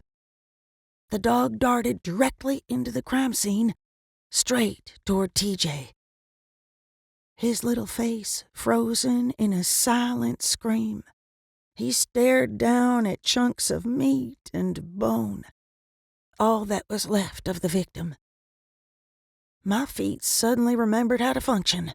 I made it to his side, swept him into my arms, and had him halfway back to the house before I slowed enough to realize TJ wasn't moving or crying or screaming. He hung limp in my arms, staring into space. Cradling him close, I whispered, "I've got you. It's okay, sweet boy, I've got you." Aaron caught up to us with Jolene in his arms. He gave me a hard look and nodded toward the house. Covered with mud and crying, JoJo glared at me over Aaron's shoulder. Intellectually, I understood she handled her grief differently than her younger cousin. But it was still grief. On an emotional level, I took her dirty looks as condemnation. Condemnation for stopping her from reaching out to the ghosts, and for Stone's death. Aaron opened the front door and ushered us inside. Bryson stood in the kitchen, trying to get Quinn to take a bottle of breast milk. The man looked as shell-shocked as I felt. Rather than asking stupid questions, like I would have, he assessed the scene, nodded, and took TJ from my arms. They snuck down to the death scene. Aaron stated the obvious. I have something I need to do." I hurried to the bedroom and closed the door before anyone could stop me. Once I was alone, I sank to my knees and let the events of the previous 10 minutes wash over me. Make that the events of the previous 3 weeks since Killian had shown up on my doorstep. I didn't want to admit it, but deep down, I knew there was a connection between him and everything that had happened. Aaron knocked on the door. Tessa, have you called Stone or Darlene? Not yet. I wiped my eyes, surprised to find them dry. Maybe I'd used up all of my tears, or more likely, they were lurking below the surface waiting to drown me once things quieted. A deep exhaustion, the kind that came after hours of sobbing, settled over me. Aaron slipped into the room and sat on the floor beside me. We're going to need a DNA sample to ID the remains. I couldn't ask my mother for her husband's hairbrush without explaining there wasn't enough left of the body to identify the victim. The thought made me break out in a cold sweat. Why would Stone be fishing? That can't be him down there. It can't. Maybe we should let JoJo do her thing. I don't think that's a good idea. You saw what happened back there. Besides, I just gave her the lecture on using her magic. Needing to anchor myself to something good and pure, I snuggled against him. I'll try to reach out to the spirit of the victim. He or she may still be close. Thanks. He stared off, as in thought. What's going to happen to her if she flies off the handle like that and we're not around to stop her? Nothing good, that's for sure. I drew in a deep breath in hopes his scent would soothe me, but ended up with a nose full of sweat and crime scene stench. Her magic is getting stronger every day. I'm worried what will happen when all that power gets mixed up with teenage hormones. He ground his teeth. And poor TJ. That kid is going to be in therapy for the rest of his life. I only saw a flash of the victim's remains and would have nightmares. God knows how long he'd stared at them before we'd realized he'd slipped past us. I think a forgetting spell is in order. He spoke as if the words tasted sour. I understood how he felt. The idea of messing around in someone's head made me queasy. After the tobacco with Killian and Scarlett, I'd sworn I'd never use magic on someone without their permission, or in cases of life and death. TJ possibly seeing someone he loved reduced to pieces of meat wouldn't kill him, but it would impact him for the rest of his life. I agree. We'll do the spell after I call Stone. I pulled my phone out. If he picks up, problem solved. If all else fails, you'll need to speak to Darlene. I'll go to talk to Bryson about the spell. He pushed to his feet. Don't you have to get back to the crime scene? He winced. Samuel's called. They're wrapping it up for the night. I don't suppose having a little boy, a dog, and me messing up the evidence has anything to do with it. Lord in heaven, I did not want to think about what the gossips at the station would have to say about it. Why would you think that? He laughed the sort of laugh usually reserved for funerals and unemployment lines. I waited until he closed the door behind him before dialing Stone's number. The phone rang several times and went to voicemail. I redialed twice before giving up and trying him on the other side. Closing my eyes, I focused on the icy magic flowing through my veins. I could sense spirits nearby, but only one seemed familiar. Gavin? Can you hear me? He didn't respond. I hopped up and went into JoJo's room and found the dog sleeping in her bed. I need to speak to you. I felt a little foolish talking to the dog. I'm sorry. I should have listened to you when you first started barking. Please come out of there. He still didn't respond. I pushed my magic in the dog's direction, but didn't sense the spirit. Great. Either Gavin was ignoring me, or he'd found something else to occupy his time. Judging from past experience, I placed my money on spying on my husbands. Don't make me get the salt and force you to come. I waited for him to reply a few minutes before reaching out to the other ghosts I'd sensed nearby.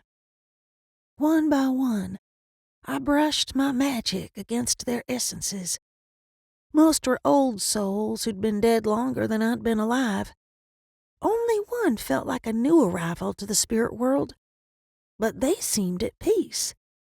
Murder victims, especially those who'd suffered violent deaths, were anything but peaceful.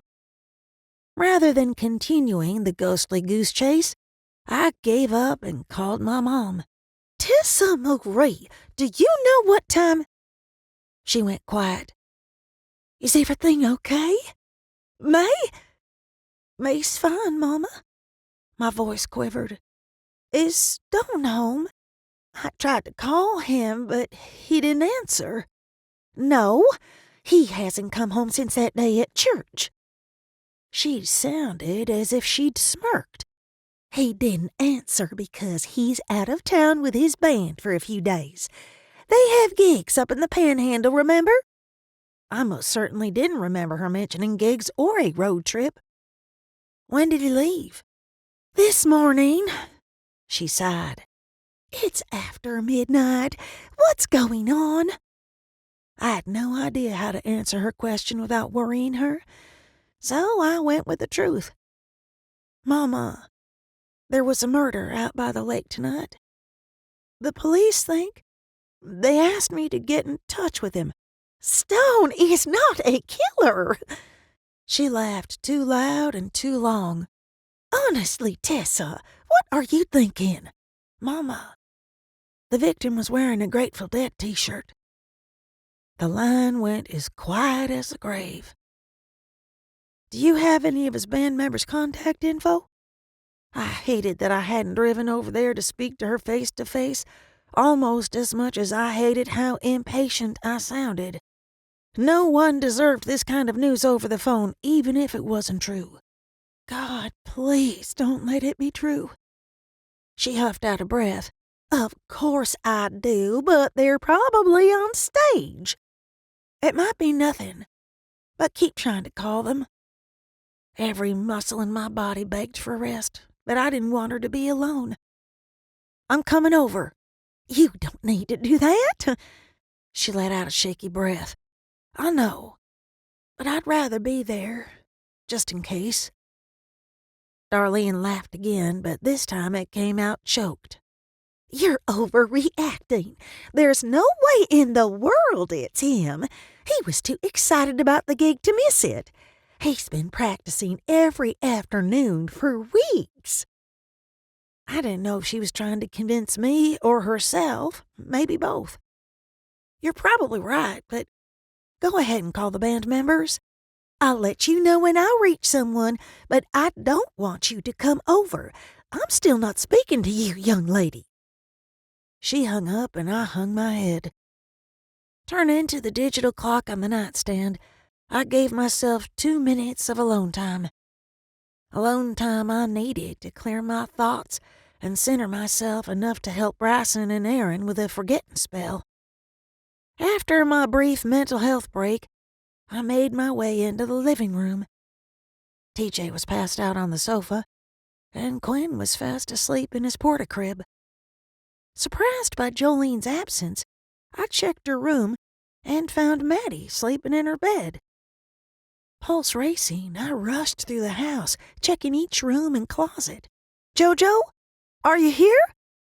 Assuming she was outside with her dads, I opened the front door.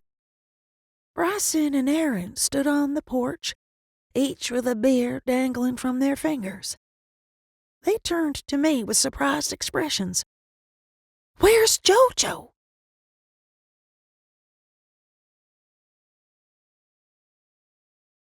Chapter 28. What do you mean? She's in the living room. Bryson and I knocked all 3 kids out with a spell.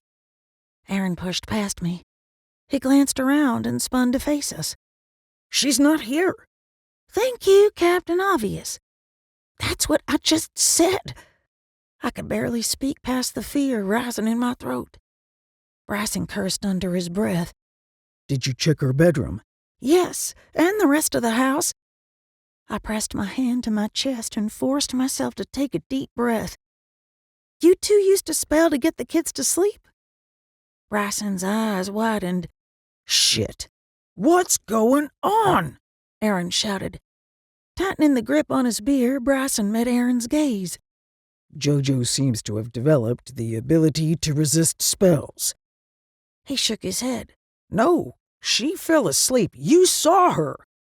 Worrying Bryson would shatter the bottle and end up in the emergency room, I took it from him. But she broke the sleeping spell Bryson cast after the incident with Holden. I thought you lifted it? Aaron glanced between us. What am I missing? Crap on a cracker. This isn't the time to tell Aaron he might be Fae. Bryson said, We aren't sure why she woke up, but we need to find her. I panicked. We didn't have time to explain the very real possibility Aaron's entire life had been a lie, or his parents' identities anyway. I'll check the studio. You two check the yard. Bryson headed for the back door. Aaron turned for the kitchen. I'll get a couple of flashlights. I don't need one. Hurrying out the front, I pulled the Firebird to the surface. More specifically, I called her sight forward. JoJo! Even in the dead of night, I could see the heat signatures of small animals scurrying around the yard. A young deer lifted its head and stared from the tree line. If Jolene was out there, I'd find her. Aaron called her name from the far side of the yard. A loud screech echoed through the night air. Bryson had shifted into his spirit animal, the great hawk. While his night vision wasn't as good as mine, his overhead view made up for it. JoJo! I couldn't help but curse Gavin. Of all the times for our Jiminy Cricket to disappear, this was the worst. Cold magic wafted over me. I spun in a slow circle in hopes of figuring out which direction it had come from. JoJo! A faint heat signature drew my attention. It was too pale to be a human, but then again, the girl was using a serious amount of magic. I ran toward Grandma May's unplanted vegetable garden. The closer I came, the more oppressive the magic.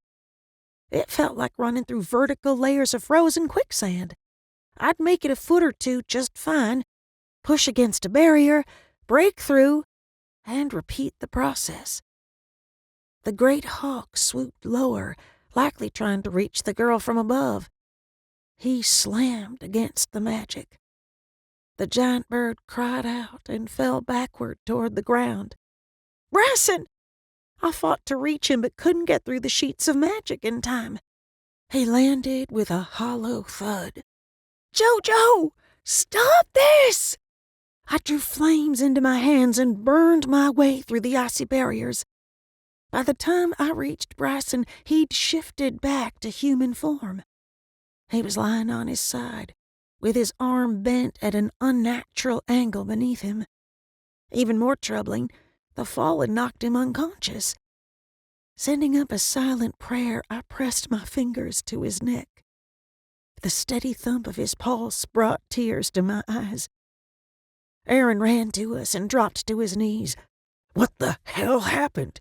And what is that? He pointed to the magic bubble surrounding our daughter. It's JoJo. She's doing some sort of summoning. I've never seen anything like it. He glanced between Bryson and the barrier. Can you heal him? Yes, but you might have a hard time getting through that magic. I hated the doubt in my voice, but Aaron's gifts had only recently surfaced. They were as unpredictable as Jolene's. He tilted his head. Maybe, but it feels a lot like the veil. I couldn't wrap my brain around what he'd said. Did it feel like the veil? Or was it the veil? What would that mean if a 10-year-old girl could pull the freaking veil down and use it like a security blanket? Aaron stood and walked to the barrier, and, much to my surprise, he passed straight through. I turned my attention back to Bryson. Placing my palms on his back, I pulsed magic into his body with one goal in mind, to draw out his spirit animal. I could feel the great hawk inside him. but the energy was faint. Part of me panicked, but the saner part remembered injuries sustained while in our spirit animals took longer to heal. Plus, he'd fallen from a considerable height. I feared it could take weeks for him to recover, longer if I couldn't coax the bird out. Come on, Bryson. I need you to shift. I closed my eyes and visualized reaching inside him, cupping the hawk in my hands, and lifting it out of Bryson's body. The mythical creature nipped and cawed before shying away from me. Come on, baby. You can do this. I lowered my shields and allowed the firebird to come to the surface. The tips of my hair cast a yellowish-orange glow around us as I tried again. This time, the hawk seemed to recognize me as his mate and eased its way forward. Bryson shifted so suddenly a wing caught me in the solar plexus and knocked me to my back. The great hawk dipped its head, cried out once, and sank to the ground beside me. Struggling to get air back into my lungs, I pushed myself upright. I trailed my hand down the ridge of his wing, but stopped when he made a pained sound. Okay, let's get you shifted back now. I used the same process as before, only in reverse. But nothing happened. I tried using more magic, less magic, shoving the firebird back behind the shields. Nothing worked. My chest tightened, but it had nothing to do with the blow I'd taken.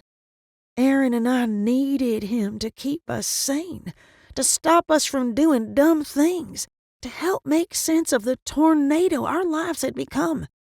Jolene, enough! Aaron's voice cut through my thoughts. I turned and gasped. He'd managed to reach Jolene, but she appeared to be in some sort of trance. She sat cross-legged in the center of the loose soil.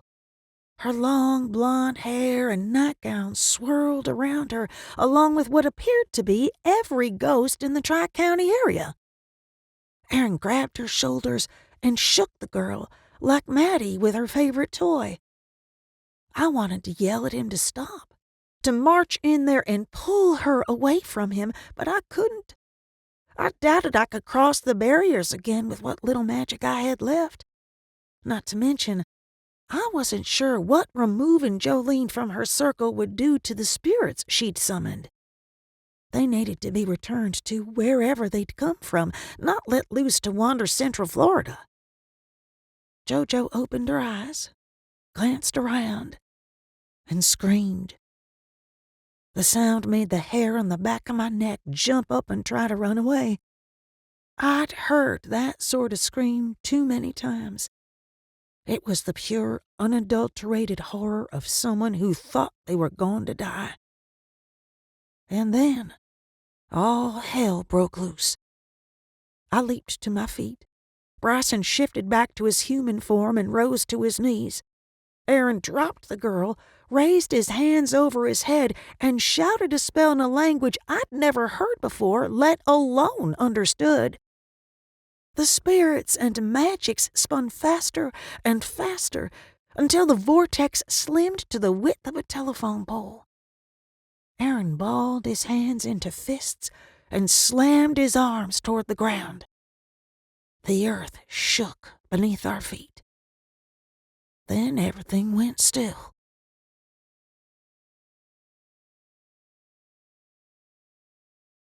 Chapter 29. But I had to know if Grandude Stone was alive. And he is. Jolene looked from me to Aaron to Bryson resting on the couch. When none of us as much as blinked, she threw her hands up and let out the same frustrated sound teenagers have made since the dawn of time. That's enough. Aaron clamped his hand on her shoulder. That temper tantrum earns you another week of grounding. She narrowed her eyes but remained blessedly quiet. Every parenting book I'd read discouraged disciplining a child while angry, but I highly doubted any of them had ever raised an out-of-control Fae child who could summon a freaking ghost NATO. I inhaled through my nose to the count of 3 and exhaled through my mouth. Jojo, we understand why you tried to summon Stone's spirit. That isn't the problem. She hung her head. We were planning to do the same spell, but I'm stronger than... She glanced at Aaron's hardened expression and clamped her mouth shut.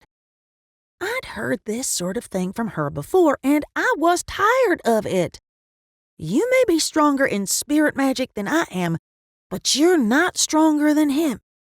I nodded to Aaron, and you're certainly not stronger than the 3 of us combined. Her cheeks turned bright red. Yes, ma'am. Cradling his broken arm, Bryson shifted to the edge of the couch.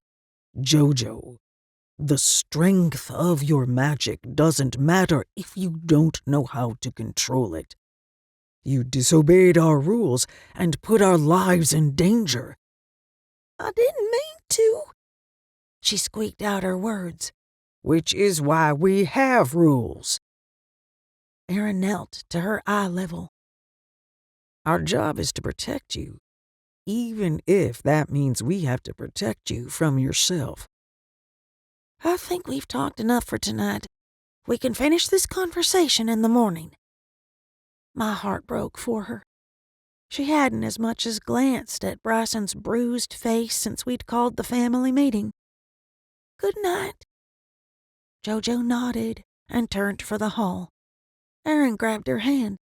Hey, we love you very much. I love you guys too. She wrapped her arms around his neck. I'm sorry. Apology accepted, but don't even think about sneaking out again. She released him and turned to me. Mom, I never said it, but thank you for not hurting Holden too bad. The change in subject took me off guard. I opened and closed my mouth several times before I could finally form a thought. I wasn't sure how much she remembered. Most of it, I think. She hurried to Bryson and moved as if to hug him, but stopped short. And thanks for helping me. It would have been cool to be a wolf, but I'd want to be like you and Mom. He pulled her close with his good arm. Like me and Mom? You guys poof into birds. Holden had to go through a whole disgusting process. She wrinkled her nose. Chuckling, Bryson kissed her forehead. Good night, Jojo. Aaron followed the girl down the hall to tuck her in. Bryson grimaced and settled against the cushions. You should call Darlene. I lowered my voice. Are you sure Jojo's right about Stone? After that display tonight, I'm surprised you have to ask. He gave me a crooked smile. Thanks for healing me. I thought I was a goner when I hit that force field. The memory of it sent a shiver down my spine. Me too. Aaron returned and popped into my easy chair. I'm all for positive parenting, but sometimes I can see the merits of military school. Speaking of positive parenting, I motioned between them. No more knocking the kids out with spells. Agreed. But tonight was an emergency. We have to decide what to do about TJ. He's seen too much in his short life. Bryson didn't seem particularly happy about the situation we found ourselves in. Aaron and I can do a forgetting spell on him. But Jojo is going to be a problem. Why? I glanced between them. She's liable to say something to him that will trigger his memories. Bryson's frown deepened. We could tell her what we're doing and why, but she's been unpredictable, Aaron added. That's an understatement. I stared at the ceiling, trying to figure out what to do. Forgetting spells were tricky. The memories weren't pulled out like weeds. They were covered up. Our best bet is to make TJ forget the gore and deal with the rest if and when we have to. Bryson stared at me like I'd suddenly sprouted wings in a halo. Good idea. Agreed. Aaron rested his elbows on his knees and clasped his hands. I've been thinking about something Killian said. Bryson and I exchanged glances. We needed to tell Aaron the truth, but we needed more than 5 drama-free minutes to do it. He thinks I'm Faye. He met my gaze. And the other day with Teague, I think I might be one of those change things. So much for waiting for the right time. Changeling, and so do I. I stood and seated myself on the floor beside him. Bryson nodded. I do too. Resting my hand on his, I asked, "Are you okay with the idea you were switched at birth?" He hitched a shoulder. I think we've proven that parents don't have to be blood to love you. Yes, we have. I'd never thought about it like that, but I could say the same for Charlie and Dottie and May, and even Darlene to a point. And that makes JoJo a halfling. He sat back and did the absolute last thing I would have expected. He grinned. And she's a strong one, considering she was able to heal the venom, and the little devil is resistant to our spells. It does. Bryson raised a brow. Aaron's grin morphed into a full-blown smile. So, unless Jenny was secretly Faye, that means we don't have to worry about Quinn's magic fading anytime soon. Before I could answer, my phone rang. One glance at the screen and my pulse was off to the races. "It's Darlene." Answer it. Aaron motioned to the cell. "Hi, Mama. We have some good news." "So do I. That SOB is a lying, cheating sack of dog shit." She continued to cuss Stone up one side and down the other. Once she'd worn herself out, her shouting morphed into gut-wrenching sobs. "There was never a gig. He lied better than a no-legged dog getting a suntan." I couldn't keep up with her mood swings, let alone figure out what the heck was going on. "Did you talk to Stone?" "No," she wailed into the phone. "Bobby Ray told me everything. Stone's been flying back and forth to Maryland." "Who's Bobby Ray?" "The lead singer. Honestly, Tessa, keep up," she huffed. I counted to 10, and then 10 more. "Okay. Any idea why he's in Maryland?" "He's on some kind of walk-around thingy to find himself." She hiccuped and burst into fresh tears. "Stone's on a walkabout?" I glanced between Bryson and Aaron. Both men stared at me slack-jawed. "Do you know where?" She blew her nose. "You know what this means, right? He's cheating on me." "You don't know that." I resisted the urge to bang my head against the coffee table. "Mama, we don't think it was Stone down by the lake. Something funky is going on, but I don't think he's dead." "Oh, something funky is definitely going on." She laughed as cold and bitter as last week's coffee. "But he's gonna wish he was dead when I get my hands on him." I knew her particular form of crazy as well as I knew my own. She was one crying spell away from a total meltdown. "I'm coming over." "No, I don't want your company." Darlene groaned. "Great. Now the baby is crying. I have to go." "Mama, wait. I'll talk to you tomorrow." She disconnected the call. I stared at the phone for a few seconds, shook my head, and dropped it on the table. Wow. Aaron raked his hands through his hair. "How much of that did you hear?" Enough to know she's a mess. Bryson sighed. "She says she doesn't want me there, but I should go." I pushed to my feet. Aaron took my hand and pulled me into his lap. Give her some time. Besides, you're not going anywhere alone. Aaron's right. Until we catch this guy, it's too dangerous. Bryson shifted as if to stand, winced, and let his head fall back. For once in my life, I didn't mind their overprotectiveness. Whoever or whatever was killing people wanted my attention, and they had it.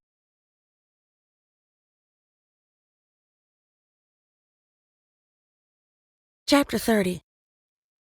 How are you feeling, TJ? I set a plate of Grandma's famous brownies on the coffee table. Earlier that morning, we'd cast a forgetting spell and woken him. Only time would tell if his memories of the body by the lake would return, but the sleeping spell had been a success. Judging by the wild look in the boy's eyes, he wouldn't fall asleep again for a week.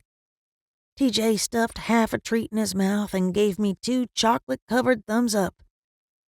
Jolene turned to me. Mom, are we still going to the movies today? Sure, but this time it's a family outing. The idea of going back to the theater made me break out in a cold sweat. TJ pumped his fist over his head. Best day ever! Jolene rolled her eyes and turned her attention back to the television and the dog at her side. Unfortunately, Maddie was just Maddie. Gavin had disappeared yet again. After their ordeal, the kids deserved the belated Halloween celebration. Sugary treats and a vampire suck the TV show marathon. I walked back into the kitchen and checked on Quinn in his carrier. Unlike TJ, the little guy seemed groggy from the sleeping spell the night before. His constant napping made me nervous. After making sure the baby was still breathing for the 100th time, I glanced at the mess Aaron had made on the table and felt a headache coming on. He'd taken the cork bulletin board from the office and set up an investigation board, otherwise known as a crazy wall. Red yarn-connected sticky notes containing clues, locations, details, and suspects. Make that one suspect. Killian. Bryson came in through the back door barefooted and wearing a pair of low-slung PJ pants. Normally, I would have admired the view, but the bruises and abrasions on his chest and back made me queasy. Where's your splint and sling? He rotated his shoulder several times. I don't need it. I was able to fly a bit this morning. I think the 3rd shift was the charm. I'd feel better if you weren't still bruised like an overripe banana. I poured myself a fresh cup of full-octane Java. How are your ribs? Sore. He eyed the mug in my hand. But now that the more serious injuries are healed, another shift or 2 should take care of the superficial ones. I didn't consider cracked ribs superficial, but refrained from commenting. I have a working theory. Folding his arms, Aaron stared at his crazy wall. The fake murders are all an elaborate plan to force Tessa to break some bullshit Fae rules she didn't even know existed. Once again, I found myself biting back a comment. Only this time, I failed.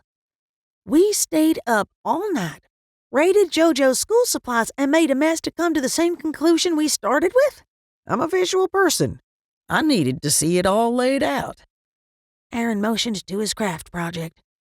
Now that I have it, it's obvious the animal attacks are tests.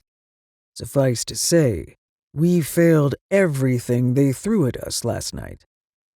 Bryson stared into his coffee. We've been over this. I rested my hand on Bryson's arm. Other than JoJo's outburst at the crime scene, there weren't any human witnesses. I'd like to know how much longer this is going to go on. He glanced between us. Eventually, we're going to fail and face some sort of consequences. You mean punishment? Aaron sat straighter. Bryson nodded. The question is, what kind? Careful to keep my voice low in case the kids were listening, I whispered, I'm guessing it'll involve being forced to spend time in Tiernan Oak. The color drained from Aaron's face. Can they do that? I don't know. Bryson rested his head in his hands. I didn't have the heart to tell them what Killian had said about Faye being welcome in Tiernan, or that he thought I needed to go there. The inhabitants of hell would need snow parkas before I left my family. We're almost certain Wyatt and Stone are alive. But where are they? And what about the other cases? Aaron glanced toward the living room and lowered his voice. And if that wasn't Stone down there, who the hell was it? Are the Fae killing people to test you? Bryson winced, as if Aaron had struck him. I had the same reaction, only mine centered in my gut. I couldn't breathe through the sudden nausea. It's a very real possibility. Bryson's words came out in a low growl. Why would the freaking Fae do such things? Why not drag me to Tiernan and give me the magic equivalent of the SAT? Why kill or kidnap innocent people? The house phone rang and startled Quinn. The second ring ended midway through. Bryson cast a thoughtful look in the baby's direction. My brows rose. Did he do that? Good job, Quinn. Aaron puffed out his chest, ever the proud papa. I resisted the urge to roll my eyes. It's all fun and games until you miss work calls. He smirked. He's smart enough to know the only people who call the house line are solicitors and wrong numbers. My cell rang a few seconds later. Once again, it went silent mid-ring. What did I tell you? I opened my mouth to ask Bryson if he had any idea how to stop baby magic from ruining our lives, and my phone rang again. That's Dottie's ringtone. I scrambled to get to my purse in the living room, but missed the call. Bryson's phone rang next. Dottie, everything okay? He glanced at Aaron first, then at me. The second I met his gaze, I knew something was wrong. Very wrong. The worst possible scenario settled into my heart and wouldn't let go. It's Grandma, isn't it? We're on our way. He disconnected. May's not feeling well. Dottie called an ambulance. I hit the front porch in a blind panic. I hadn't stopped to put on shoes or to make sure the kids were okay, or even to ask one of the guys to keep an eye on them. My one and only thought was to get to my great-grandmother and magic her until she was healthy. Bryson caught up with me halfway between the two houses. Tessa, wait. I didn't want to wait or talk or listen to what he had to say. We'd been over it 1,000,000 times before. He didn't agree with interfering with the natural order of things. Death was as natural as birth to him. I disagreed. No, I know what you're going to say. I hadn't meant to shout. He didn't deserve it, but I couldn't stop myself. Nor could I stop myself from darting toward the little pink house. Damn it. Will you listen? Bryson ran up behind me, grabbed my waist, and spun me to face him. You need to take a breath and calm down before you go in there. For May's sake. He was right, but I had as much of a chance of calming down as I had convincing Darlene women her age shouldn't wear hot pants and halter tops. Sirens wailed in the distance, and I took advantage of the situation to get Bryson off my back. Stay here and make sure EMS goes to the right house. He gave me a look somewhere between worried and frustrated, but didn't argue. Doing my best to swallow my panic, I walked through the screen door. No one was in the kitchen, but the soft murmur of voices drew me toward the back of the house. The sirens grew louder, and red and white lights flashed outside the windows. I had to hurry and do what I could before the paramedics burst into the room. Dottie on one side, Darlene on the other. Grandma sat upright in her easy chair. Despite the sheen of sweat on her face, a thick quilt covered her lower half. She glanced at me and forced a tight-lipped smile. I gave her a quick kiss on her brow. "Can I have a minute alone with her?" Dottie stood. "I'll go let the EMS folks in." Darlene squeezed my arm. "Take care of her, Tessa." My mother seldom made sense, but I knew exactly what she meant. "I will." I sat on the little footstool in front of my great-grandmother and took her hands in mine. Lowering my shields, I allowed my magic to flow between us. Her frail body absorbed the power like a dry sponge. Grandma moved her legs as if she couldn't quite get comfortable. "Tessa Marie, I'm an old woman. I've had a better life than most." "And you'll have many more years." Ignoring the sounds of the screen door opening and the voices of strangers, I continued to push my energy into her. Grandma pulled her hands back and cupped my face. "When it's my time to go, I'll go. You're not to try to stop me. Do you hear me?" I met her eyes, and my vision blurred. I couldn't stand the thought of losing her, nor could I admit to her or myself I could let her go. It'd be a lie. "Summon Teague. I'd like to see him one more time." Her words came out breathy, as if it hurt her to speak. "I will. I promise." For the first time since I'd walked in, I took a good look at her. Her skin had gone so pale I could see the bluish veins beneath the surface.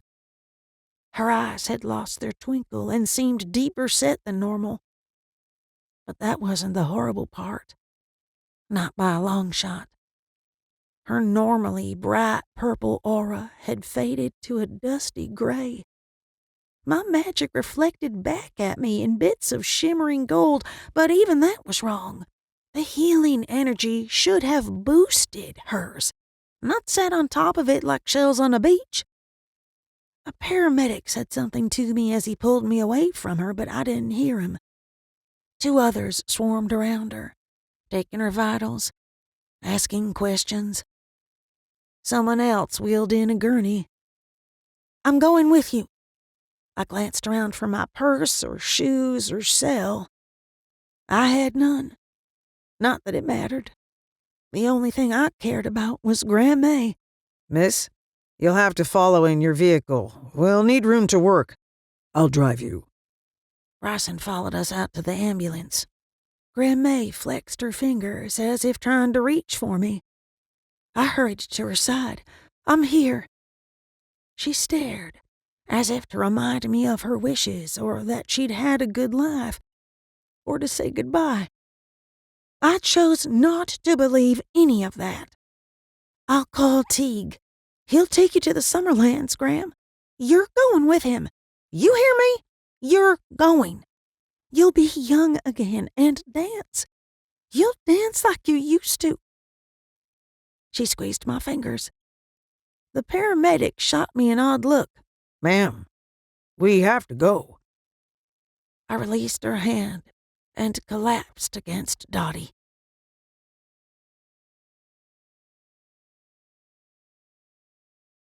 Chapter 31.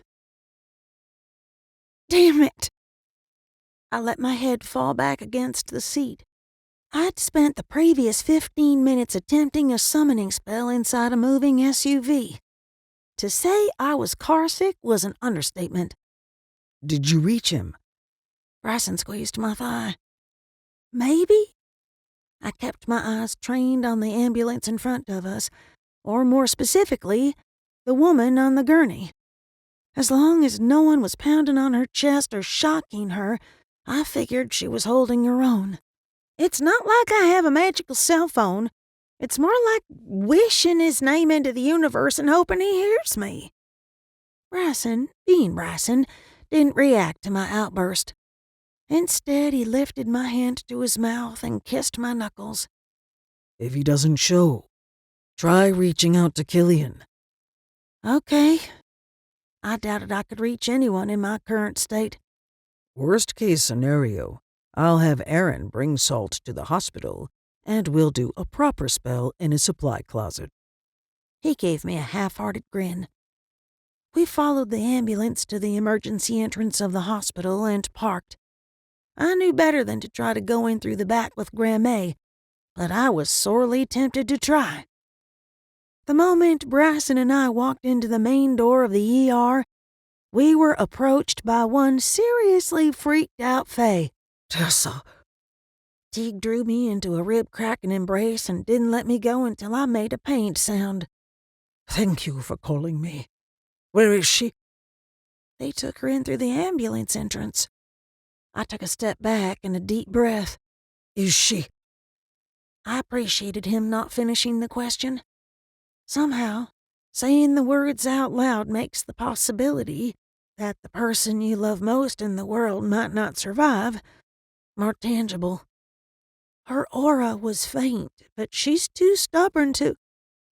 Teague gave me the same half-smile Bryson had, a robotic gesture without warmth or feeling. I need to see her. It'll probably be a while before they allow visitors. We'll see about that. He winked and headed to the check-in desk. The woman working reception and several nurses openly stared at the dark-haired Faye. Not that I could blame them. The guy was easy on the eyes. I half expected the women to roll out the welcome mat and escort him to Grandma's bedside, but to my surprise, they turned him away. Bryson sighed and led me to a seat in the corner of the room. I should call Aaron while it's quiet. You mean before Darlene gets here? You said it, not me. He had the good manners to dip his chin. I'm glad she's bringing Dottie instead of Aaron. I would have hated to leave the kids with your mother under these circumstances. Me too. I watched as Teague ducked into the restroom. A few seconds later, the door opened, but no one stepped out. I think Teague is up to something. With his phone to his ear, Bryson nodded. A faint ripple of energy shimmered near the windows. The double doors leading to the exam rooms opened. Once again, no one went in or out. No one I could see, anyway. I nudged Bryson and pointed to the doors, but he was too busy giving Aaron the rundown on Grandma's condition. The little we knew, anyway. He disconnected the call and glanced in my direction. Everything's good at home, but the kids are disappointed about the movie. They'll have to wait. We don't even know what's going on. What if Grandma's... I won't leave her to go to a stupid movie. My pulse went into hyperspeed. I pressed my hand to my chest as if to slow my heart or stop it from breaking. Bryson slipped his arm around my shoulders and kissed my temple. Tessa, they understand. They're worried about May, too. Mom guilt crashed over me and sent my already racing pulse even higher. TJ needed all the stability he could get. And JoJo? Other than our failed girls' day, I'd all but ignored her since Quinn was born. Heck, I'd forgotten Halloween. I'm a horrible mother. I burst into tears. I'm talking big, fat soap opera tears. Only, I didn't have the benefit of professional hair and makeup people to make it a pretty cry. My meltdown was closer to something Quinn would do, complete with snot and slobber. Wide-eyed, Bryson pulled me close. You're doing better than anyone could expect, given the circumstances. The weight of everything that had happened rested on my chest. My mind pinballed from Grandma's heart to stone to Quinn's colic to thinking my newfound brother was setting me up to the realization I might never meet my dad. I hadn't stopped to think or breathe, let alone grieve or process any of it. Poor Bryson alternated between patting my back, stroking my hair, and rocking me. But nothing helped. If anything, he made it worse. He was a man teetering on the edge of the same cliff I'd fallen from. I eased away from him and wiped my eyes. Sorry. You've been beside me during every horrible thing that's happened.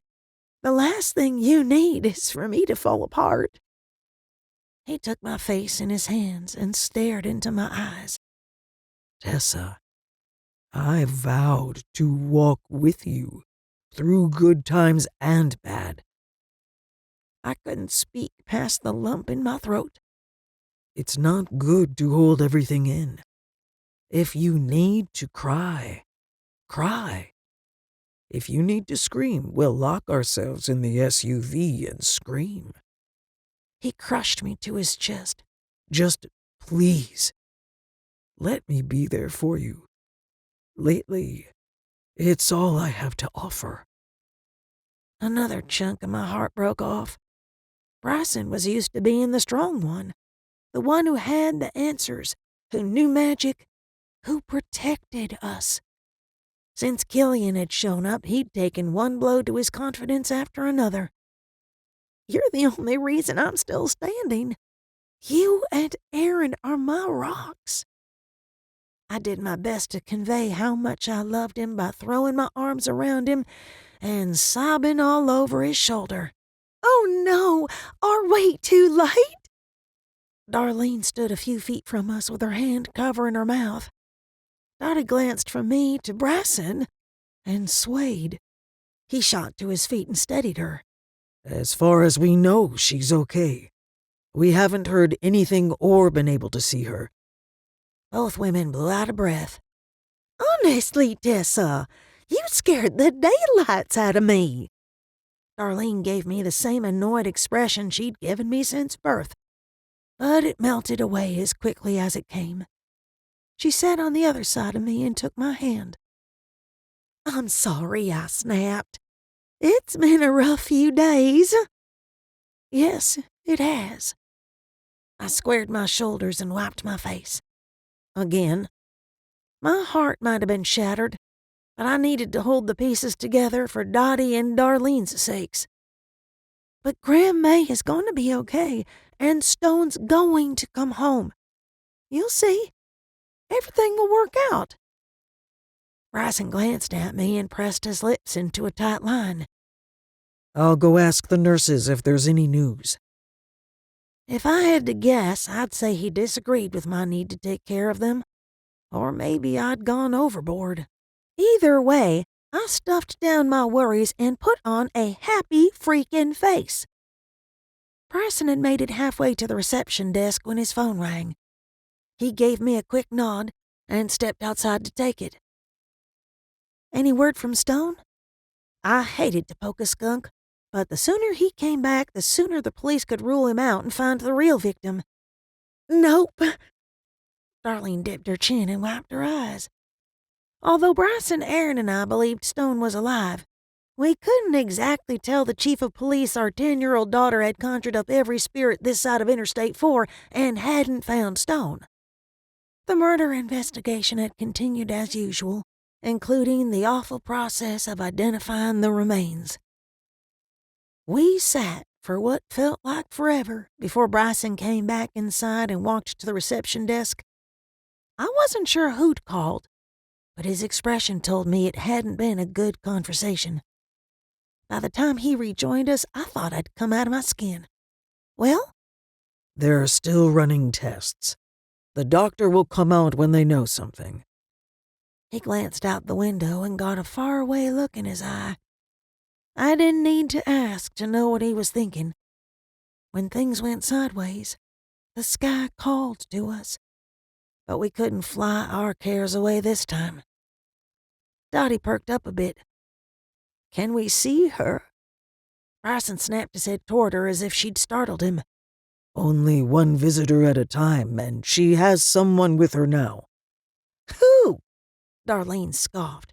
The only people she'd want to see are sitting right here, except Aaron, of course. She asked me to call Teague before they put her in the ambulance. I hated to mention it and make things worse for Dottie. I didn't know why, but she had a problem with Faye, especially May's former beau. Darlene glanced between us. You know they used to date back when dinosaurs roamed the earth? We are all aware. Dottie snapped her mouth shut and folded her arms. I wanted to ask her what was troubling her, but I figured it was none of my business. Darlene, on the other hand, had no such reservations. What's the deal with you and Teague? You've had a bee in your bonnet since he showed up. Dottie glared. I do not.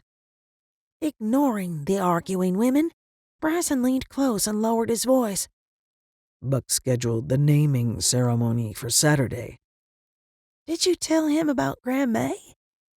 I couldn't deal with another thing, especially not one that could easily be put off until things settled, or at least until my great-grandmother was out of the hospital. I did, but he already sent out invitations. Bryson didn't seem any happier about the situation than I did. But Quinn's our son. Shouldn't we be the ones inviting people? I knew I sounded like a nutcake, but I didn't care. Buck Oldham was a serious pain in my butt. Normally, yes, but Quinn is Chasiqua's grandson. Welcoming him into the tribe is also about honoring Charlie's memory. Dottie patted my hand. Sorry to interrupt. Bryson winked at her. Thank you. Lamar family? A woman in light blue scrubs called from the check-in desk. That's us! Waving her arm over her head, Darlene hot-footed it to the woman. The rest of us moved slower. I studied the doctor's expression, but couldn't tell if she had good or bad news. Her gaze darted between us, and her mouth moved as if she had something to say, but no words came out. The doctor gave herself a visible shake and forced a smile. I'm Dr. Peyton, the head of cardiology. Come with me to the family conference room. Please. Nice to meet you. My mother pointed to herself. I'm Darlene, May's granddaughter, and this is... Please, it's best if we speak in private. Dr. Peyton turned and walked toward a door near the check-in desk. My poor heart couldn't take any more. I understood why she wouldn't want to do introductions in the middle of a crowded emergency room, but surely she could have given us some encouragement. If nothing else, it would have been nice to know Graham May was still alive. Please, God, let her still be alive. Bryson took my hand, but I nudged him and nodded toward Dottie. She'd gone pale and was clutching a tissue like it was a life preserver. He stepped away from me and slipped his arms around her shoulders. Dottie glanced up, smiled a miserable little smile, and followed the doctor. Once we were seated, Dr. Peyton let out a nervous laugh. I have to tell you, in 30 years of practicing medicine, I have never seen anything like this case.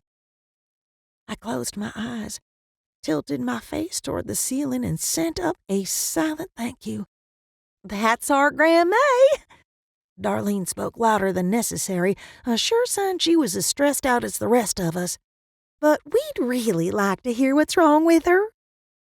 As if she realized she'd behaved unprofessionally, the doctor sat straighter and raised her chin. When she spoke again, she sounded more like a television reporter and less like an awestruck normal person. The tests are contradictory. The readings EMS took showed a major cardiac event, but all of the tests we've run here show her heart is performing like a 20-year-old's. Teague. It has to be. I made a mental note to give him a huge hug, bake him a cake, and name my next child after him.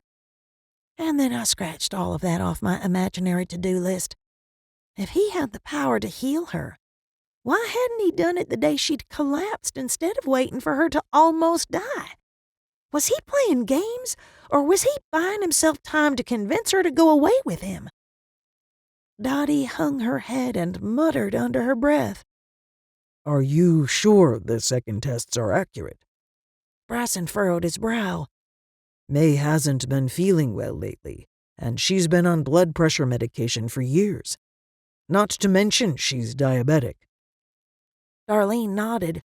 Did you mix up my grandmother's tests with someone else's? I saw a TV program where that happened.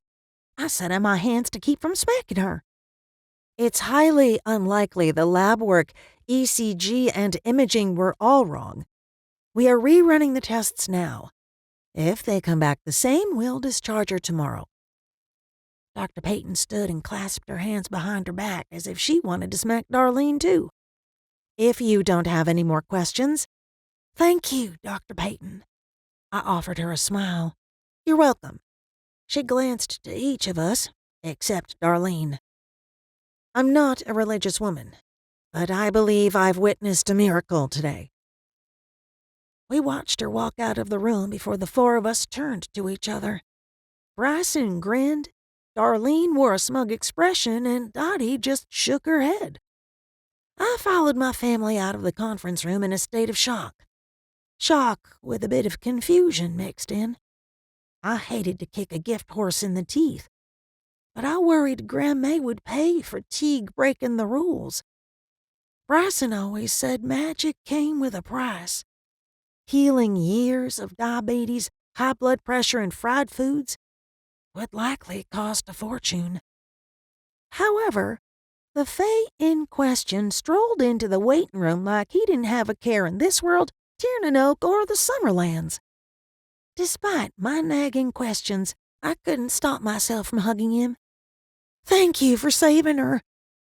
His expression turned serious. It is temporary. The magic will fade sooner rather than later. Talk about a sucker punch. How long does she have? My voice came out squeaky. Dottie marched over and poked a bony finger in his chest. You aren't welcome here. Bryson and I exchanged worried glances, but neither of us moved. Dottie, what are you saying? Darlene looked around and lowered her voice to a whisper shout. He just saved. Let's have this conversation someplace private. Teague turned to me, likely looking for backup. It took me a half-second to get over my shock. I'd only seen my Aunt Dottie speak to one other person that way, and he'd done unspeakable things. Sure, Teague's magic might be temporary, but he'd given us a gift. I could use some fresh air. No, Tessa. Dottie shook her head. No, I'm not going anywhere with him. Teague's resigned expression told me he knew why Dottie couldn't stand him. I moved to her side and nodded back to the conference room. I think it's time we sit down and talk. Alone. You're right, but Bryson should join us. She sighed and trudged back the way we'd come. Of course. He followed her. Darlene turned toward the room, but Teague whispered something in her ear and guided her away. I couldn't figure him out.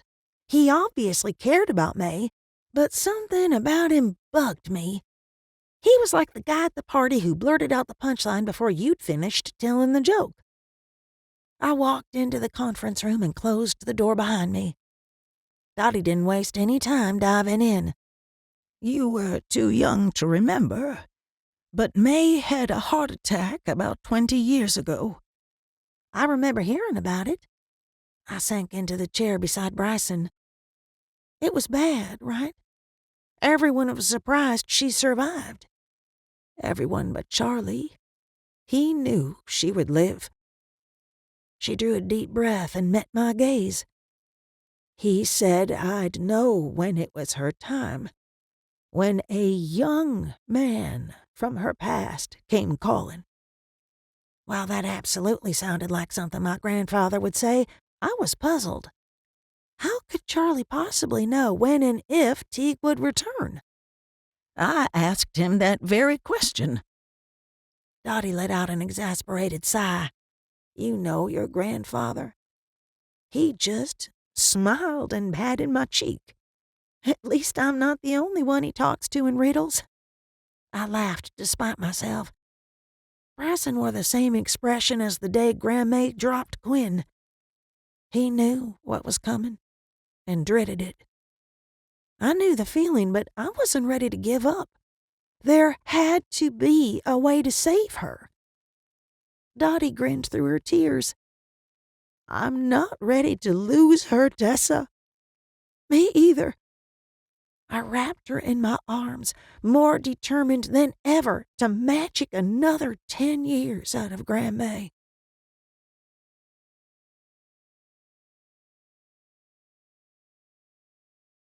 Chapter 32. The remainder of the week passed without drama. Make that external drama. I still had a broken-hearted mother, a fussy baby, a seriously ill great-grandmother, a moody daughter, and a devil of a 7-year-old to deal with. However, the fake killer had taken a few days off. I chose to remain positive, or as positive as I could, with Grandma still in the hospital and Darlene currently crashing on my couch and having to face Buck and the elders in a couple of hours. I'd changed my dress 4 times in as many minutes. I wanted to look my best for Quinn's naming ceremony. Not that I cared what Buck and the others thought. I wanted to look nice in the photos. Special days came and went, but bad pictures were like bad pennies. They turned up again and again. I walked into the living room to model my latest outfit. How about this? Cole, my baby brother, clapped his chubby hands. Having him under my roof was the silver lining that made putting up with Darlene around the clock almost bearable. Almost. Darlene pursed her lips and motioned for me to turn. Smiling, I did a slow spin. The dark green pantsuit was perfect. It was dressy but practical when wrangling children. And yet, I knew I had a problem when she frowned. That jacket makes you look short. She waved her hand as if dismissing me. I planted my hands on my hips. I am short. She tapped her lips. Try the white blouse with those pants. I sank onto the couch and put my head in my hands. Grandma should be here. I don't want to do this without her. My great-grandmother's condition had deteriorated to the point we weren't sure she'd make it home. And to make matters worse, she'd forbidden Teague from healing her again. I know, sweet pea. I know. She patted my shoulder. But the show must go on. I should have known better than to expect warm fuzzies from Darlene. Rather than fall through the cracks in my broken heart, I mentally pulled up my big girl britches. You're right. Of course I am. She motioned to my chest. And for crying out loud, would it kill you to show a little of what the good Lord gave you? I'm not going to walk down the aisle in front of the elders with my cleavage showing. I had my doubts about relying on Darlene for fashion advice, but the guys were no help. It wouldn't be the first time. I thought Stone was going to faint when your blouse fell apart in church. Her lower lip quivered like Quinn's did before he cried. Holding her eyes open wide, she fanned her face. Dang it! I can't tear up now. I'll ruin my makeup. I sat beside her and slung my arm around her shoulder. We'd come to an unspoken understanding over the previous few days. She didn't want to be alone, but that didn't mean she wanted to talk about her runaway husband. Why is the lab taking so long to get the DNA results? Darlene pulled a worn-out tissue from her bra and blew her nose. I gave her shoulder a little squeeze. We should get word Monday, but it's not him. I know, but the longer he's gone, the more I wonder.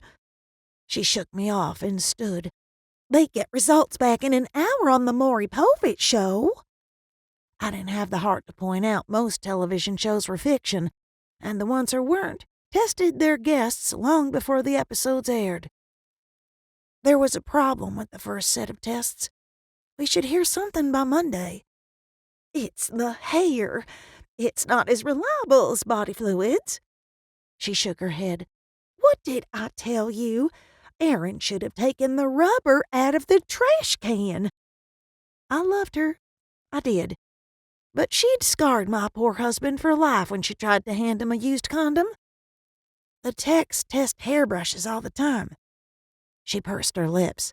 I'll put the rubber in the freezer just in case. I'll be sure to let Aaron know. I made a mental note never to drink iced anything at Darlene's place. Bryson poked his head into the room. Are you ladies ready? We need to go. A quick glance at the clock sent my pulse racing. I need 5 minutes. Darlene's phone chimed, and she gasped. What's wrong? I peeked at the name on the screen and froze. Stone had texted her. Call him, right now. Darlene continued to stare at the cell. What the heck is she waiting for? Mama, call him. We need to hear his voice to know he's okay. She dropped the phone into her purse. I have nothing to say to that lying bastard. I snapped my mouth shut. For the life of me, I would never understand her. She'd moped and cried and prayed to the heavens for Stone to be all right. Now that he'd finally reached out, she didn't want to talk to him? Rather than arguing, I plucked my phone from the coffee table and dialed Stone. The call went straight to voicemail. Hi, it's Tessa. Please call me when you get this message. Tessa Marie, I told you I didn't want to talk to him. Besides, we need to get ready. She tugged the hem of her skin-tight mini dress down to mid-thigh. Without Grandma and Dottie here, it's up to me to make sure everything runs smoothly. The pain in the center of my chest made it easier for me to resist rolling my eyes at her comment. No one, not even Dottie, could take Grandma's place, and certainly not Darlene. She continued yammering on. That is, if I make it through a day with all of those puffed-up elders and the extended family. She whispered the last 2 words as if they were a dirty little secret. Actually, the words were a secret to me.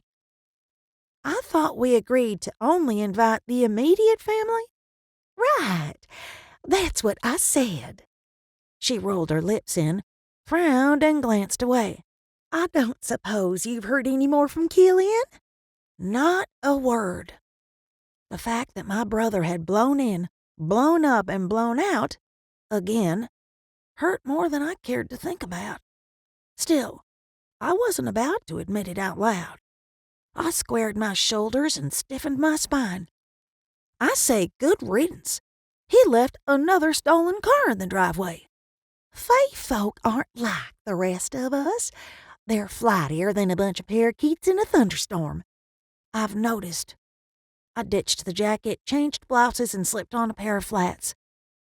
Darlene tilted her head and stared at my chest. Tessa Marie, did you use Kleenex instead of the nursing pads? Your boobs look square. I didn't have the confidence or the patience for this conversation. I tried a different brand. They're awful, but they're all I've got. If I don't wear them, I'll soak my shirt. I'm sorry, sweetheart. She bit back a smile. But your bosom barely fits in your brassiere as it is. All that extra padding isn't helping. Bryson walked into the room in time to catch the last bit of our conversation. He laughed. And, miracle of miracles, Quinn stopped fussing. While I was over the moon that the baby seemed happy, I was about to say something ugly enough to ruin my hubby's good mood. I was used to Darlene teasing me, but I didn't appreciate him getting in on the action. Bryson de Clay, I'm not sure what you think is so funny. Between Darlene's raised chin and no-nonsense tone, she was clearly imitating Grandma. His eyes widened, as if he realized he'd stepped into a giant pile of poo. I apologize. I wasn't laughing at you. Mm-hmm. What were you laughing at? I grinned. It might have been a sin, but part of me enjoyed watching him squirm. It explains what Jojo was doing in the bathroom last Sunday before church.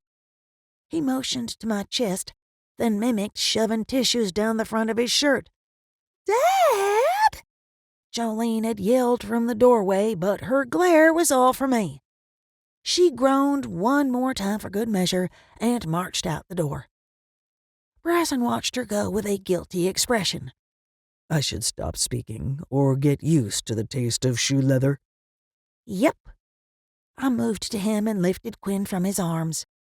But at least this little guy seems better. Bryson stood straighter. He's ready for his big day. Darlene tilted her head. Did you give him the boiled onion water Grandma gave you? Before I could reply, Quinn let out a wail that shook the rafters. She patted my shoulder. Next time, try pickle juice. My mama gave it to me when I was his age, and I still drink it every time I get an upset stomach. Well, that explains a lot.